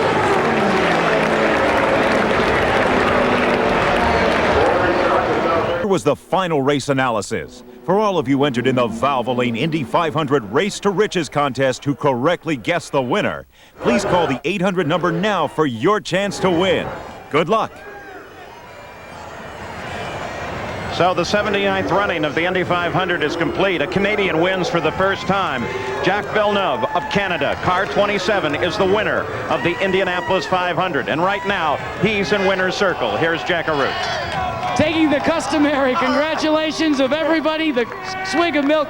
Jack, first of all, tell us about your emotions when you were 2 laps down with the penalty.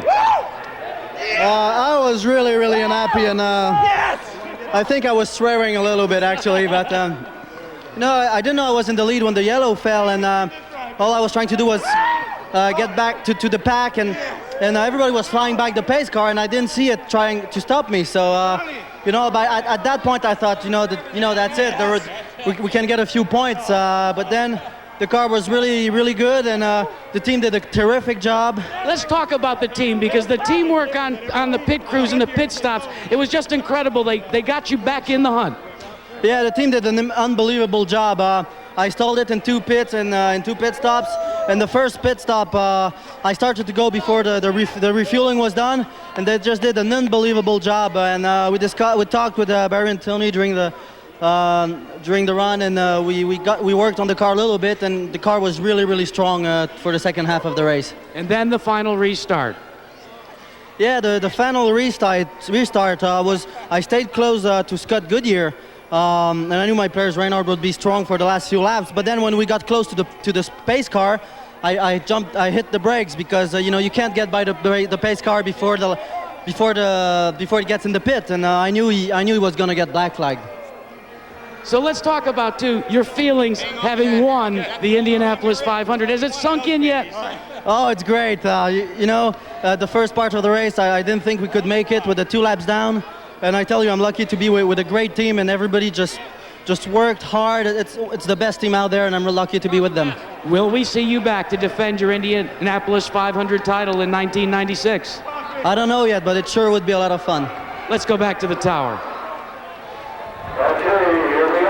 All right, so Jacques Villeneuve takes the win. Let's go further down the pits. Gary Gerald. Scott Goodyear has climbed out of the car, and Scott, I don't know how you put into words the emotions you must be experiencing right now. I'm sure you feel like you've won this race.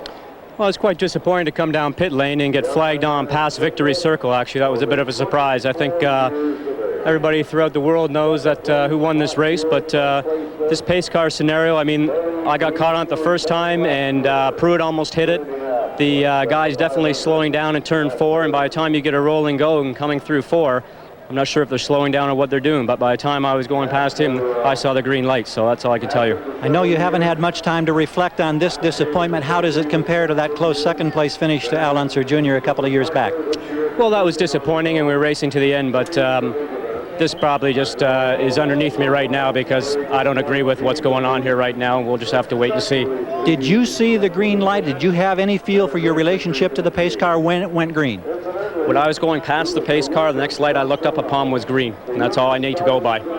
And then, was there any, did you acknowledge the black flag at all? Was there any consideration when you were talking with Steve Horn? Nope, none from my side whatsoever. And I was staying out because in my eyes it was perfect. And if I came in and we found out that I didn't make a mistake, then what are you going to do? You don't get it back. Steve, is there any way that you will try to pursue this? Will there be a protest filed? We have to look at the video. I think the key part of this is USAC have already reversed one decision today. Jacques Villeneuve did actually get a 2-lap penalty for passing the pace car already and has had that reversed. So I think USAC, we have to go to USAC and look at the videos. It's very clear what happened and who won this race. So we just have to get the decision reversed. Now, you say that Villeneuve had it reversed. We thought it, and our picture seemed to indicate he made up those laps on the racetrack. You don't see it that way? No, he had a 2-lap penalty and the decision was reversed by USAC to our understanding. Well, race control is saying that they did not reverse that decision. We'll let you take that up with them. Thank you, gentlemen, for your time. Jack? Well, the man that comes home, a tough drive today, and you seem not to be as pleased as you should be for this type of a finish. Well, they black flagged us.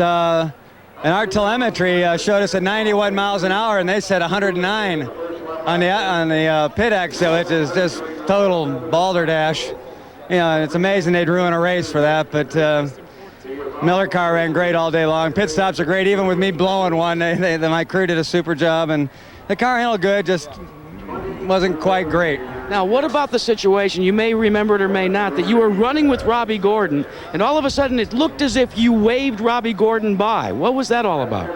No, I didn't wave him by. I was asking him to go forward, you know, make sure we packed up. Paul? All right, so a lot of disappointment here at the conclusion of the 79th running of the Indianapolis 500-mile race. All right, let's update you on some of the drivers that were injured today. Stan Fox, still listed in serious condition, but is out of surgery at Methodist Hospital of Indiana. Scott Pruitt was taken to Methodist. They wanted to make sure that his chest was okay, and they gave him a chest x-ray. He's still there. Scott Sharp also went to Methodist, and he had bruises and contusions of his left arm. He has now been released. So the most serious accident of the day was right there on lap number 1. And Stan Fox got down into the grass. Looks really like something must have broken on that car. Almost head on into the wall. If we have any update on the condition of Stan Fox, we will give that update report during the Ladies Skins, which follows our coverage here at the Indianapolis 500-mile race. So next it is the J.C. Penney LPGA Skins game. The final results for the 79th running of the Indianapolis 500. Not official yet, but Jacques Villeneuve is the winner. He's the guy sitting in the winner's circle. Goodyear tires on his car. Rookie Christian Fittipaldi in second, then Bobby Rahal, Salazar Gordon, and Mauricio Gulgerman rounds out the top 6. Then Ari Luyendyk, Teo Fabi, Danny Sullivan, Hiro Matsushita with a good run, Sam Pedri with a nice run, and Roberto Guerrero finishes unofficially in 12th. Brian Hurtis, Scott Goodyear, Hidesi Matsuda, Johansson, Brayton, fastest rookie Andrew Ribeiro. In 19th place, Scott Pruitt was running right there at the front toward the end. We told you, history tends not to favor a leader toward the end. So there they are, the unofficial results of the Indianapolis 500-mile race. Now, let's go down to Christian Fittipaldi and Jerry Punch. And Christian, you drove like Uncle Emerson today. Congratulations on a second-place finish. Yeah, I'm very, very happy because it was a difficult month for me, especially the first week. We just couldn't get the car up to speed. And it was a long race today, and I think everything worked out right. I'm only a little bit upset because the car was perfect balance up to half race distance, and I had the same pace as the leaders, and then after that, I don't know for what reason, it was oversteery all the way through. But nevertheless, it was a fantastic race. Jacques did a fantastic job, and I think he really deserved to be up there. Paul? All right, next time we see you here at the Indianapolis Motor Speedway will be for the Brickyard 400, the first Saturday of August. I'm Paul Page. So long for the 79th running of the Indy 500.